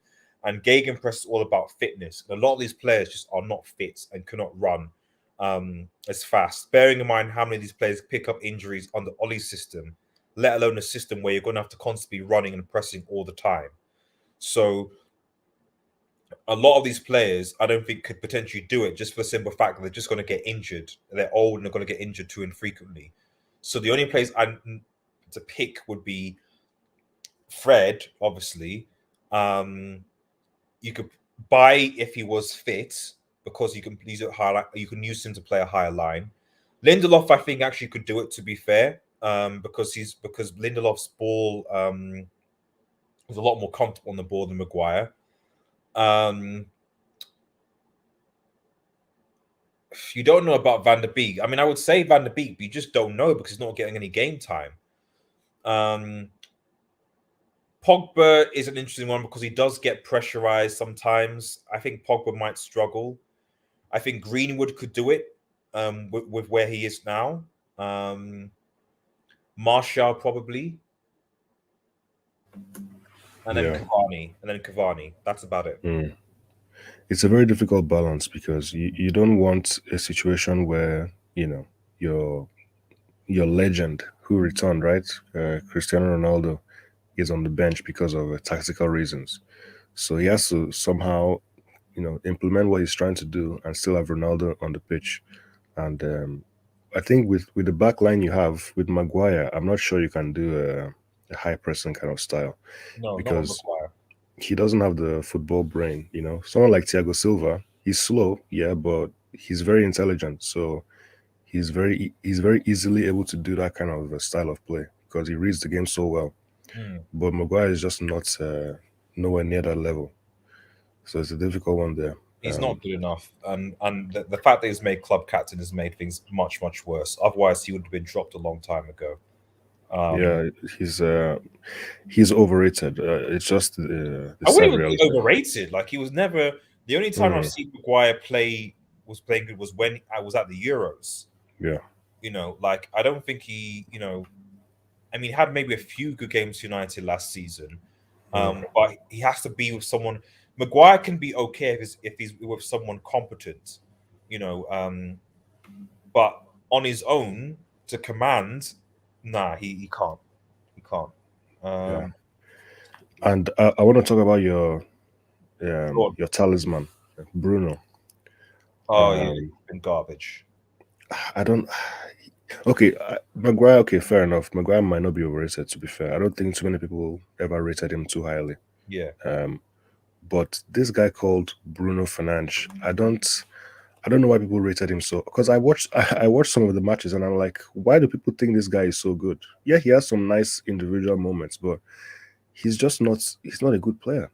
He does some very strange things, and I'm like, what are you doing? If he was under a manager like Pep or Klopp, even Tuchel, I think those kind of managers will be very frustrated with Mm. the way he plays. Mm. So I don't He understand why. actually, the funny Yeah. thing is, he actually looked better playing in the double pivot alongside McTominay in the second half than he Okay. did in that position.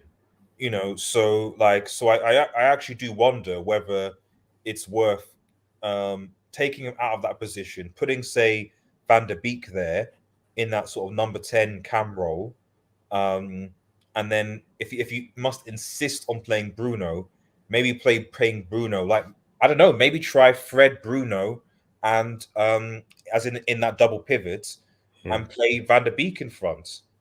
So Okay. at least he has to focus more on his defensive discipline. Yeah. Uh, and to be fair, he's Bruno's semi decent defensively, definitely better than McTominay because he's actually quicker. Hmm. Maybe that might work. I don't know, but I agree with you.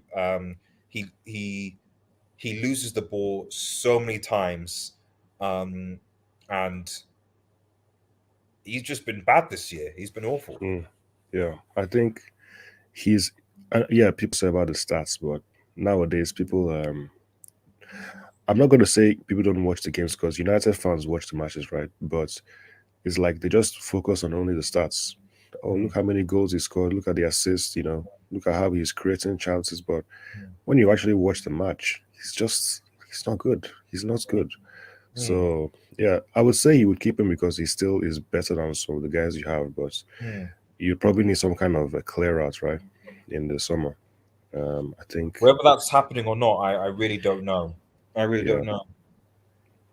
If it was me, I mean I think Martial is going anyway, right? So um I'm assuming you won't be able to keep him.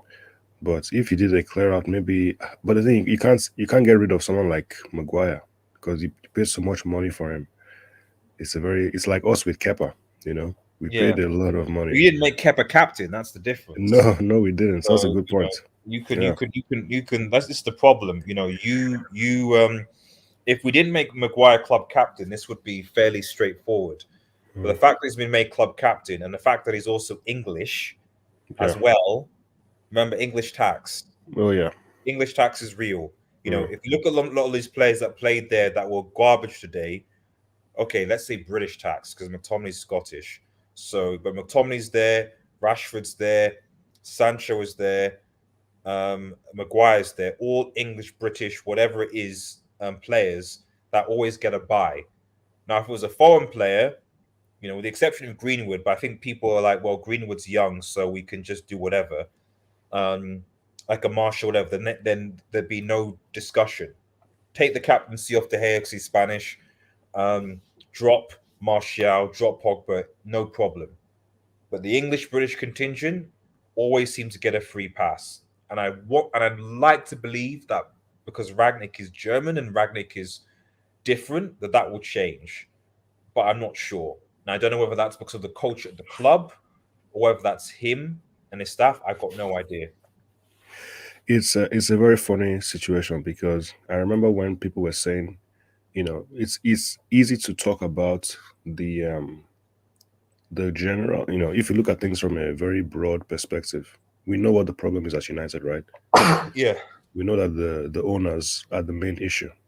But Mm, people keep saying, yeah, we can focus on that, but we instead of doing that, we can focus on the fact that with the team we have, we can do better. Despite mm, all those other things, the team we have should be doing better mm, because we have the quality of players, but the manager just isn't good enough. And mm, then you get somebody who is superior and you still see the same issues. So you have to think, maybe there's, we just can't avoid this issue, which is the way the squad is set up, the recruitment, So maybe that's what United needs to focus on. mm. And to be fair, that's why Ragnick was brought in. He wasn't brought in to be the permanent manager of United. He was brought in to work behind the to basically he's an interim manager, and he was brought in to be interim and then to go behind the scenes after the 6 months to focus on restructuring and rebuilding Manchester United. So I what I don't want to see is for people to be like, right, sack Ralf Ragnick now and then that plan goes away. Because we need someone behind the scenes to install a proper footballing philosophy into this club. Because right now, that footballing philosophy is being instilled by Fletcher. Okay. Yeah, that's a good point. So whatever Ragnick does, you can't you know you can't sack him. Mm. That makes any sense. Like he's got to, and let if you sack him, don't sack him. Just get another manager in quickly, the one he wants, and then push him to the behind the scenes recruitment, restructuring, etc. The worst possible thing that can happen from now is that they sack Ralf Ragnick and we make another hurried appointment, and we don't get that proper philosophical change that he brought to likes of Leipzig and Salzburg and so on, so on and so forth. That's what United need ultimately, because I don't think people seem to understand that the footballing philosophy and culture of the club is basically just old boys getting coaching experience. Yeah, that's a very good point. And I would be worried, in the next 2-3 seasons from now, if he actually gets to implement what he's trying to do. Because it's not about the short term. People and football moves very fast. People just look at the here and now. It's like when the club first went to Liverpool, people were just looking at how things are nowadays, but they weren't looking at what he was building and how they were improving. Exactly. It's just about banter. And now you can see that. Yeah. I mean, that for me is the difference. For example, if you don't mind me saying, the difference between Liverpool and Chelsea, because with Liverpool, when you look at their academy players, you look at their bench players, they'll come in, and even though they might not be like an Origi or a Curtis Jones or whatever, they might not be as good as the first team. They will still come in and still know what they're supposed to do, and they'll do a job. With, say, for example, Chelsea, it's like if you don't have certain key players there, then the bench that will come in, like a Sal or whatever, or whoever, Alonso, like they just don't know they're just not good enough. They don't know what to do. Yeah, And that comes from when you have a proper philosophy at a club that goes straight from the first team all the way down to your under 15s and 16s. So that everyone knows that you play this way. This is how we play. This is what we're doing. We're always going to do this. You play this way. You know what I mean? Yeah.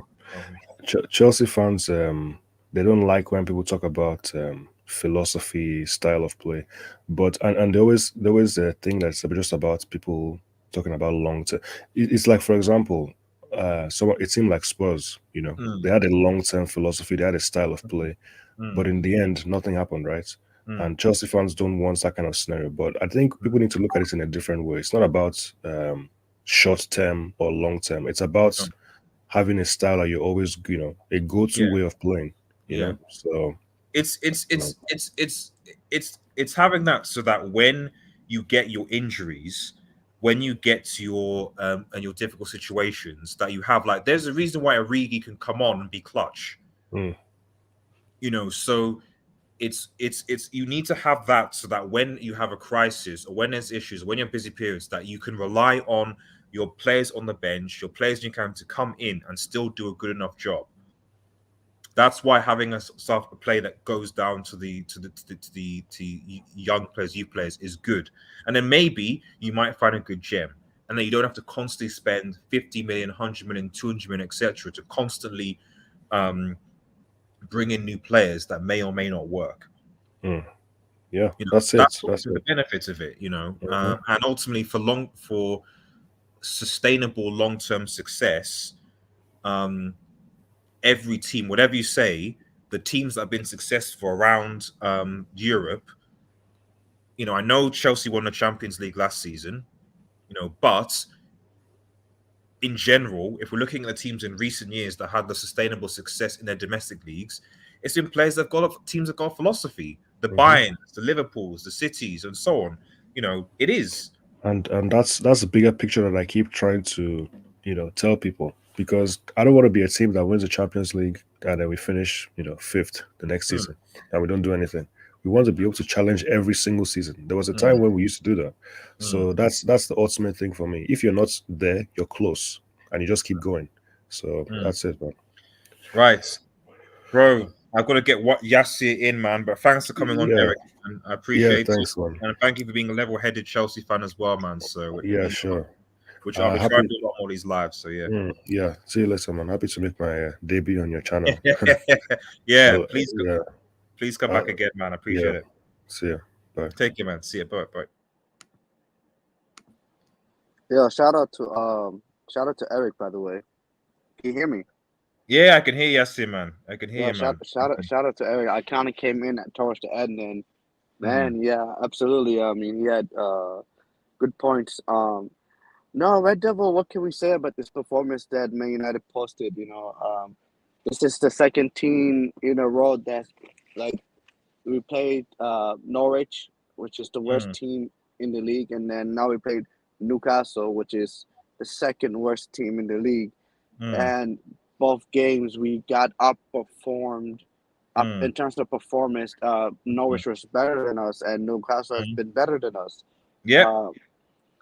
And it's a concern because I don't know at this moment as a United fan, where do we go from here, Red Devil? Like, we've said Ole Gunnar Solskjaer was a problem. That we sacked Ole Gunnar Solskjaer. We don't have the excuse anymore. We don't have the Ole Gunnar Solskjaer excuse anymore. At this moment in time, this is who the players that we have, and this is the players that should be good enough. These are the same players that we said in the beginning of the season we're supposed to have a title challenge. And I don't want to be picking on players, but this is why I'm always going to be criticizing. I always would criticize Maguire because A lot of people, sorry, Yassir, so a lot of people saying 26 votes and in the poll. A lot of people saying 65% of people saying United will not get top 4. 35% say yes. So there you go. I before I came on here, I voted no. That we won't go get in top 4 because I had to face the reality of the situation we're in. I believe if I'm not mistaken, Arsenal last game was Norwich. They destroyed Norwich 5-0. Exactly. We barely beat Norwich. We barely beat Norwich. I believe they also played Newcastle and they blew away Newcastle as well. And you look at Tottenham playing Crystal Palace. How could they completely outclass Crystal Palace? I'm worried because the problem I have is we're not getting top 4, Yassir, man. We're not getting top 4. We need to. I believe a lot of the, and this is a lot. This is something that I want us United fans to stop doing. I need us to stop saying, because if we remove this player, this A, B, C, D, and play E, F, G, H, that we're gonna suddenly be all become better. We Telles and Dalot. As soon as Ragnar came in, they've played all our games. They've been our started left wing backs, and they haven't done anything different than Wan-Bissaka and Luke Shaw. And I'm not lying to you. Look, Wan-Bissaka and Luke Shaw look like they're more better defensively. To be honest, I was saying in the first half, I was like, Saint Maximin had Dalot on toast today, and the problem. I love Dalot from an attacking point of view going forward, but if he goes up against a winger who is physically better than him, it's gonna be a problem. So I would have looking at that. I'd have been like, listen, you need to get rid of Saint Maximin's threat ASAP. We need to bring Wan-Bissaka on to deal with Saint Maximin. Here's a problem. And then looking at Telles today, the way he's been bodied, the way he was being pushed off the ball, the way he was, he didn't provide anything, in my opinion, going forward. Maybe he provided maybe a single one cross, etc. Look, the problem is, I look at it because I don't only watch Man United, I watch other teams. I don't want to be in a situation where we're relying on players going forward, our wing backs going forward more than we are relying on defensively. Man United need to be defensively solid first. Have that foundation defensively. Yasir, Then we Yasir, Yasir, Yasir, Yasir. In case you only just realized this, Eric Bay has gone to the AFCON already yeah, somehow, and Lindelof has the bug, COVID. Yeah. and that presumably be out for at least 10 days, and we don't even know because even before that he had the heart problem, so I don't know what's Yes. going on with Lindelof. So if anything happens to Maguire or Varane, you know who comes in, right? Yeah. I mean, Phil Jones. You I know mean, you and know what you know what happens. So this is what I'm saying. So any talk about anything in the season, you know what happens if as soon as one of those Maguire or Varane picks them up, and one of them will yes it. Varane and Maguire are not going to be cannot play together for the next 10 games consistently. They can't. So no, no, no, 100%. at some I point agree with you. Jones is gonna fill that field, and I suspect it's gonna be Varane that's gonna get injured first, which means And here's the we're thing, gonna though. see Maguire and Jones Yasu. That's what I'm saying. We're gonna But actually here's see the Maguire Jones. Go on. Red Devil. Here's the thing. I believe the problem I always had with Maguire was not the fact that is he a good center back or not. The problem I had with Maguire is he's a captain of Man United, and I don't believe he's a leader. Yeah. If because he doesn't lead by example. Yeah. Today, Maguire set the tone today in terms of the game by I believe in like he gave away a throw in early in the game, and I'm like out of nowhere, and it's like if you have your captain making mistakes from the get go and he's setting the tone and he's supposed to be your captain, then it just set the whole tone of the game. And I don't know where we go from here, man. I really don't. And then I'm not gonna lie to you, Ralph has if Ralph coming into this job, if he believed this was gonna be an easy job and it's gonna be easy for him, no. I think he's realizing every single day how difficult a job he has in his hands. Like And I every just manager don't at United, man. Every manager I is realizing how difficult this United job is. and and, Everybody. and the worst thing about it is like look at the people that came on today, Cavani, Sancho, and specifically Cavani. I mean, I love what he did. I love Cavani. He should start. But the problem is, if January comes and Cavani leaves because he wants to leave, he wants to go to Barcelona, They then need to where give Cavani a new contract, Yassir. I don't care how they do it. They need to give him a new contract. I don't care if he's injured or whatever. When he plays, when he's fit, you just play Cavani because he gives you something. And you need to play him.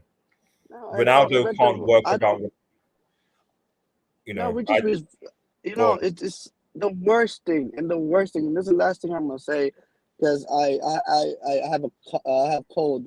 It's not COVID, but I have a cold, and my throat is killing me.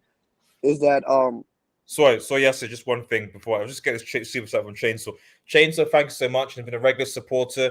And guys, stay tuned for my community channel update. I've got a lot of things planned for this channel, including revamped memberships, more live streams, and a team hopefully coming around. So guys, get involved. We also want to try and expand, and not just cover Manchester United rated stuff as well. So yeah, make sure you come to the community channel update. There's a lot to discuss.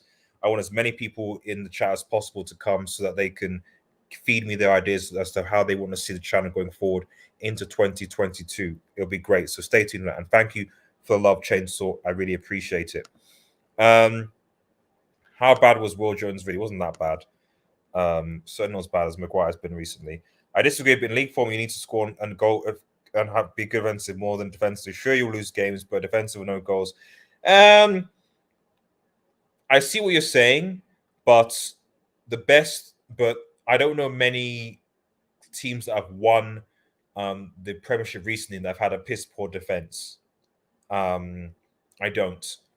And usually over a 36 game season, there are going to be games where you struggle to score.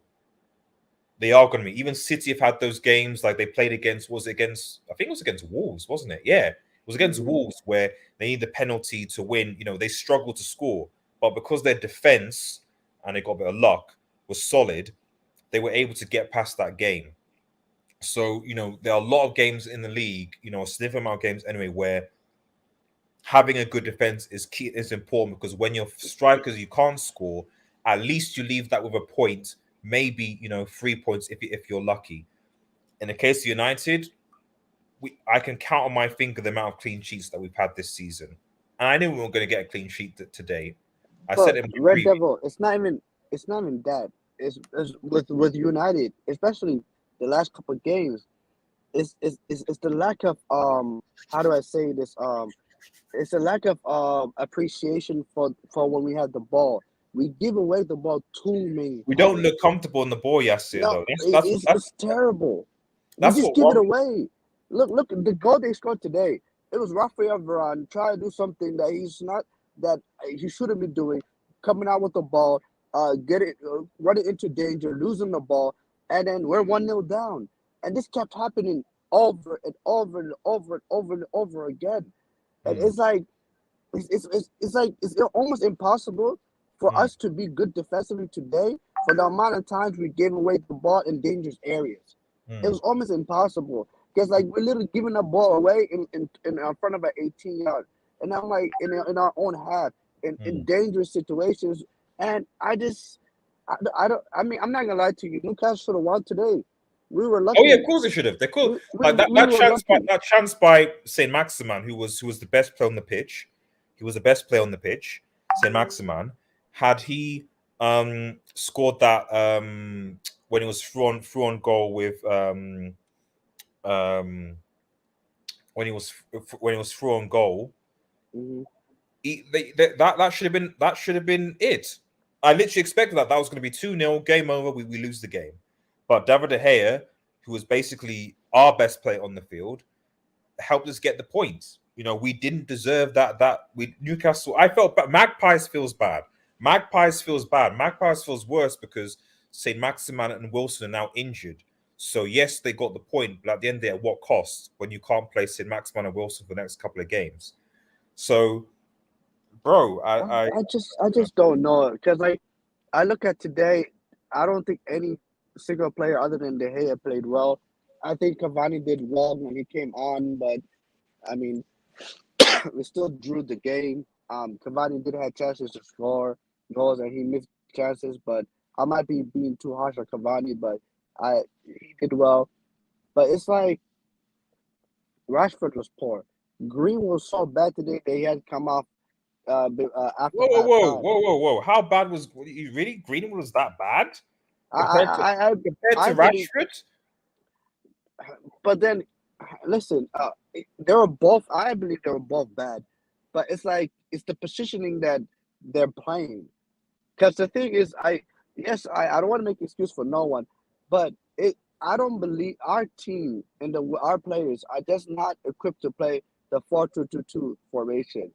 Because Rashford and Greenwood, majority of the time likes to be central, likes to come in, and he's like a center forward / right winger hybrid. Rashford is a left winger, pretty much, and they're both playing narrow. They're playing way too narrow, especially Greenwood today. I believe Greenwood today was playing up top with Ronaldo, and it just didn't. I don't think it didn't even look like we were playing 4-2-2. At times it looked like it was 4-2-3. I don't really know what we were playing today, to be honest. And to be honest, if we're playing, what I didn't get is if we're playing 4-2-2-2, why didn't he start Cavani? If you want to play a proper 4-2 and that narrow and the thing that you're talking about in terms of then you have to play Cavani with Ronaldo, not Greenwood or Rashford with Ronaldo. I just feel like the thing with Cavani, I love Cavani. When he comes on, he's an unbelievable player. But I believe the problem with Cavani. Cole, I see you. Cole, I'll bring you on in a second. But sorry, go on. Yes. I think the problem with Cavani is that he's just too injury prone.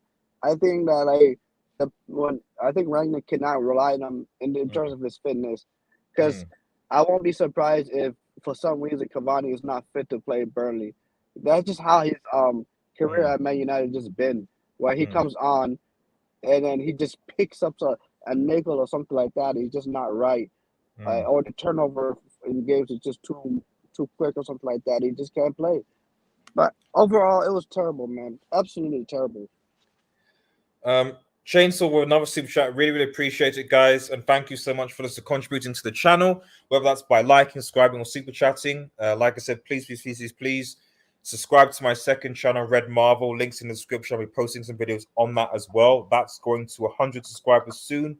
Please subscribe to that and let me know your suggestions. And stay tuned for the community. Red I can't talk no more, bro. Oh, go on. Okay, yes. Last point, Yasir. No. I was gonna say I gotta go, man. I'm just not doing well, man. My throat's killing me.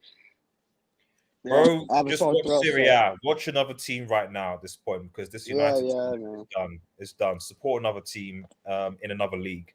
That's what I would say, and hope that in the new year things change around. But I doubt it. It's Newcastle. Like Newcastle, when I was coming into this game, I thought we were gonna destroy Newcastle. I thought we were gonna win easily 3-1. Bro, before my preview, I said I'm worried. I'm worried. And so a part of me is like, this is what I expected because I knew that 2 weeks off that these players aren't professional enough to maintain stuff. And then I also knew that Newcastle having their own in quote manager bounce under Eddie Howe and are playing a bit better, So, and then I also knew that St. Maximan will have Maguire on toast. And all those three things that I said in my preview happened. So, but yeah, bro, Yassi, man, take care, man. I'll see you later, okay? See you later, man. Take care, bro. Right, cool. I'm going to bring you in a second. Let me just quickly get this super chat. So, MFC says, only hope is CL Red Devil. I hope ideas are good. Bro, we're not going to win the Champions League, man. We're not going to win the Champions League. In fact, I'm worried that we're going to get destroyed by the first big team that we play and get absolutely humiliated. I really am. Core, I'm bringing you in now. 1 second before I get to you, Core, let me just quickly read some of these comments. But thank you so much for Super Chat, Chainsaw. I really, really appreciate it. And for those who are still watching, and I think we've gone for 2 hours now. I need to get a drink. 1 second. Let me get a drink because I've been speaking for a while. Consider becoming a member for exclusive perks. Although I am revamping it soon. Right. Okay. But thank you guys so much. The fact that so many people have been here, whether you're rival fans or not, has actually made the stream a lot more enjoyable than it's. This stream has actually been the most positive I've taken from this whole experience.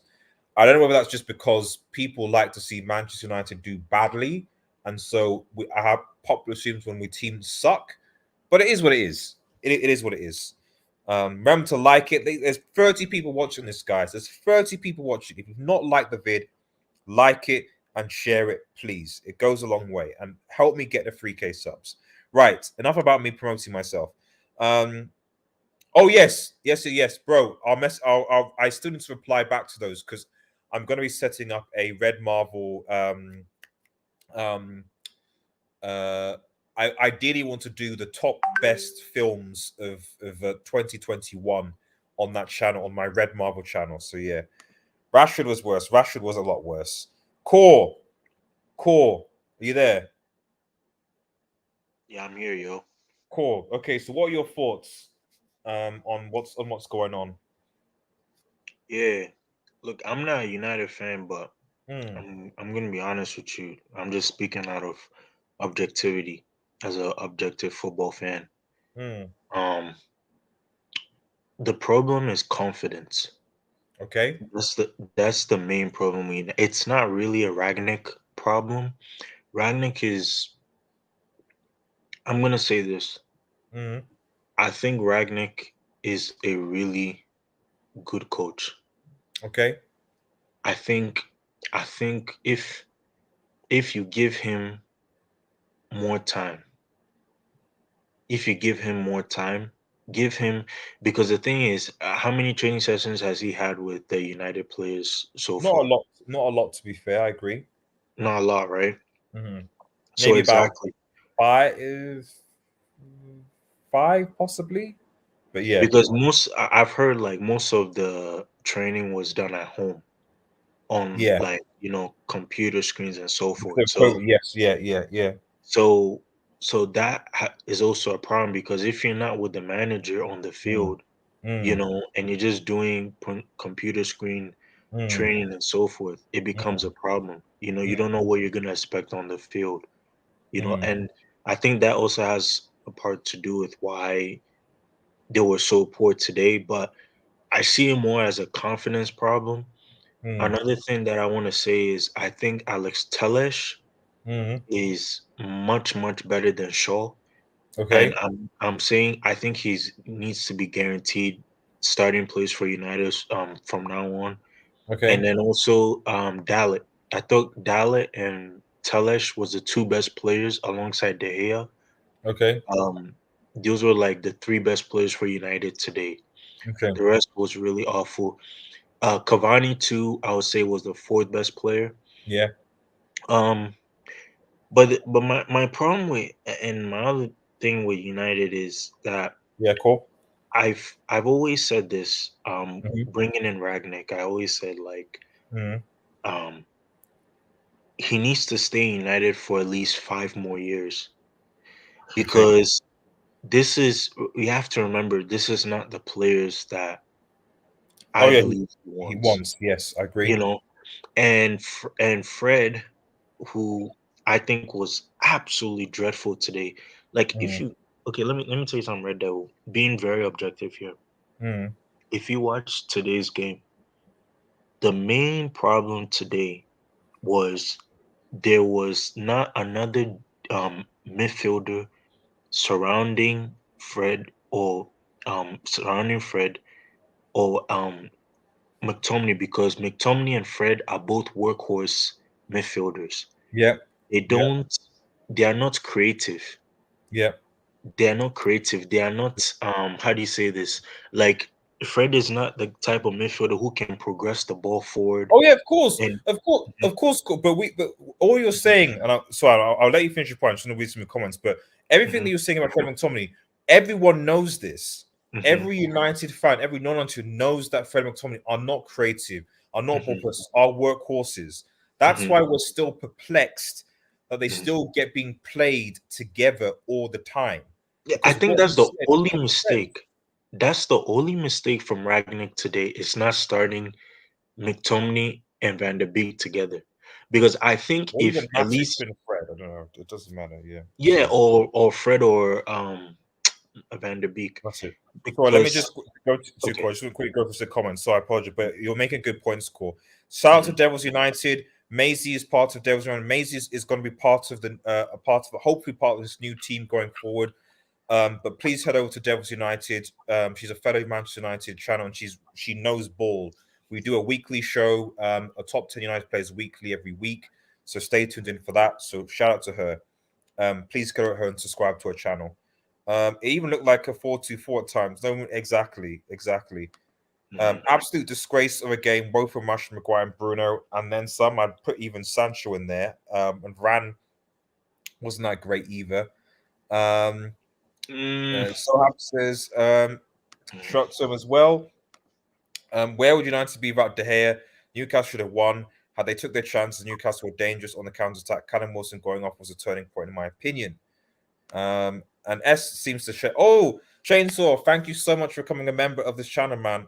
Thank you so much. Chainsaw is one of been my supporters recently, who's also supports my second channel as well. Thank you, being the member. I'm going to be revamping the membership system actually as we speak. But thank you so much, bro. I really appreciate it. So, and I'll be hopefully delivering some member-related perks for you and for anyone else who wants to become a member for this channel going forward. Idea, the plan would be to do some member-only, basically hangout type sort of streams, as well as basically doing like live kind of Q&As, that type of thing, personalized videos and what have you. So that's kind of the plan right now. But yeah, thank you so much, Chainsaw. I really, really appreciate it, buddy. Red Devil, let's think positive, hope for a better result on Thursday. If we don't beat Burnley, I'm done with this team completely, man. No. I'm already done with this team. I'm more like I'm done for the season. If we can't beat Burnley, I'm done for the season. And he's a Liverpool fan, but supporting us as content creators, and I appreciate that, bro. I really do appreciate that, because for me, when I'm on my channel, I try and be as inclusive and friendly as possible. I'm not a hostile person. When I go to other channels, maybe that might be different because I get antagonized. But on my channel, I'm very welcoming to everyone. I don't belittle people or criticize. I'm quite a humble channel creator. I listen to people's opinions, and I rather let people speak. It's just a bit difficult sometimes when you're hosting the show and then moderating the comments. But I really, I genuinely appreciate people's support of the channel, because YouTube is, as I'm sure Core, who has his own YouTube channel, and please head over to Core's YouTube channel, subscribe and support him. I always support fellow content creators. YouTube is tough. YouTube is It tough. is tough. Yeah, it is tough. War on par with Juju, man. Plus, for Devils did a nice content creator, and thanks for that, man. Man, I'm really. It's late over here, but thank you, man, so much, Chainsaw. Stay tuned for that Red Marble content. I'll make sure I reply to your DM. I subscribed. I subscribed to the. To Red Marble. Appreciate Yeah. it. Appreciate it, Core, man. Yeah. Core, how far can United go into the UCL? How far can United go into the UCL?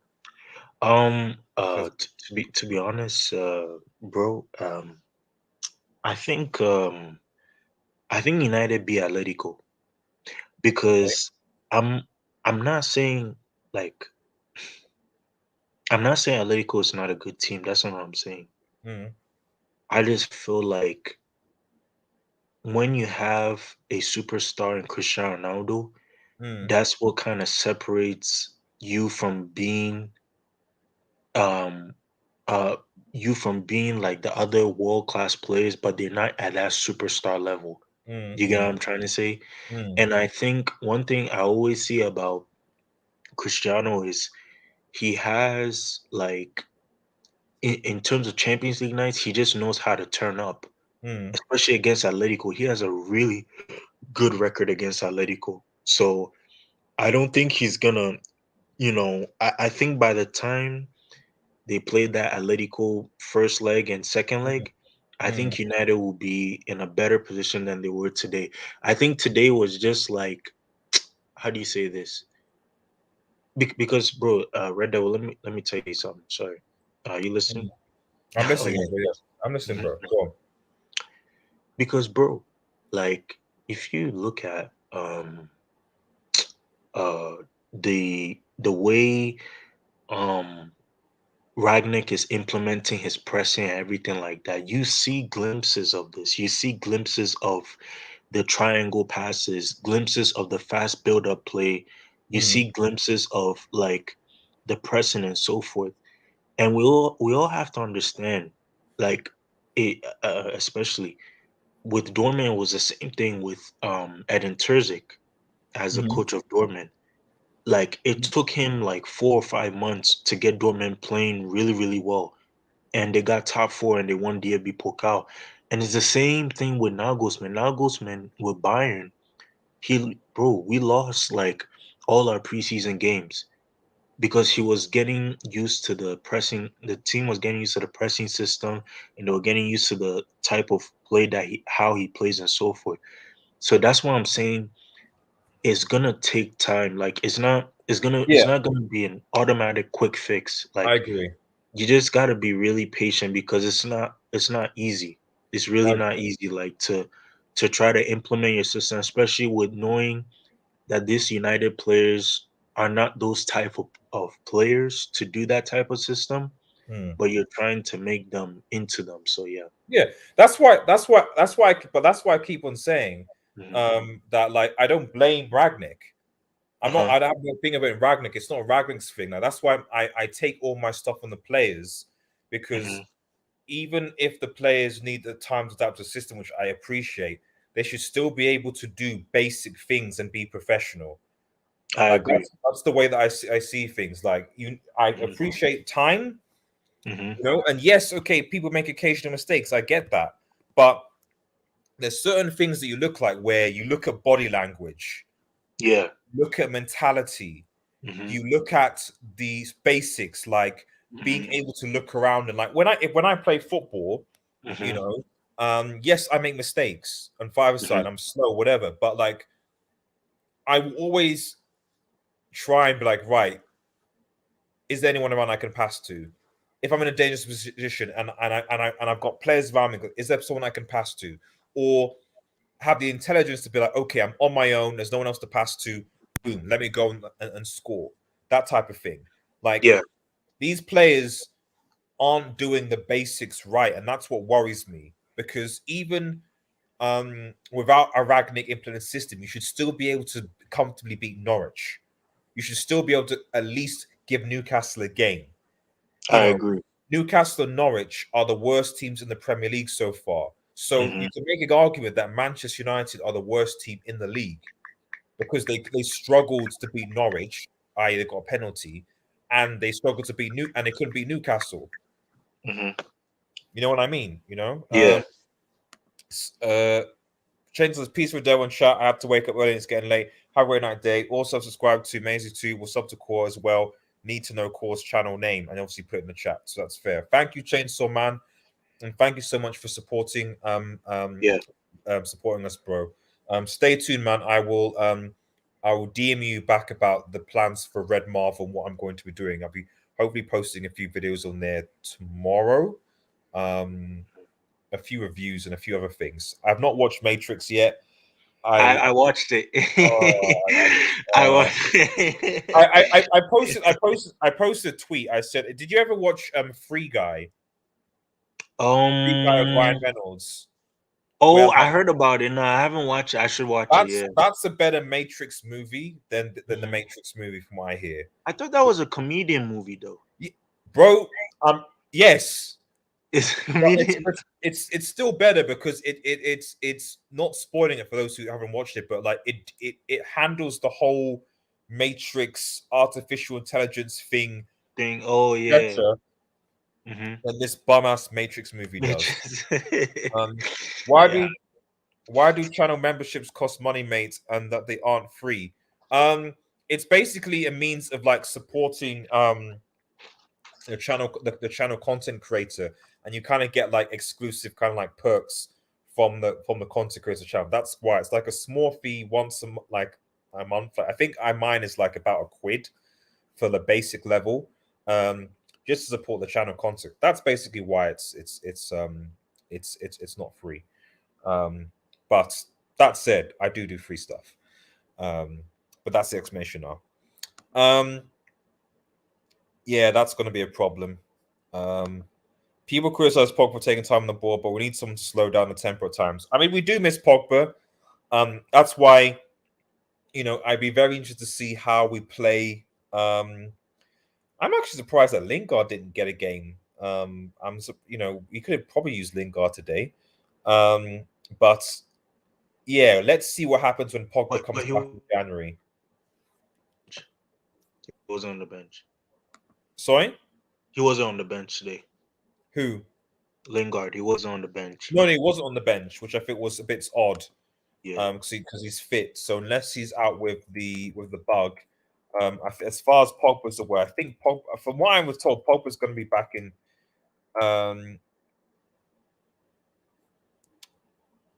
Yeah, United aren't going to sell Pogba in January, but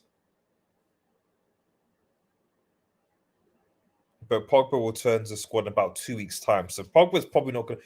Pogba, I expect Pogba to be fit for the game against Atletico Madrid, but no more than that.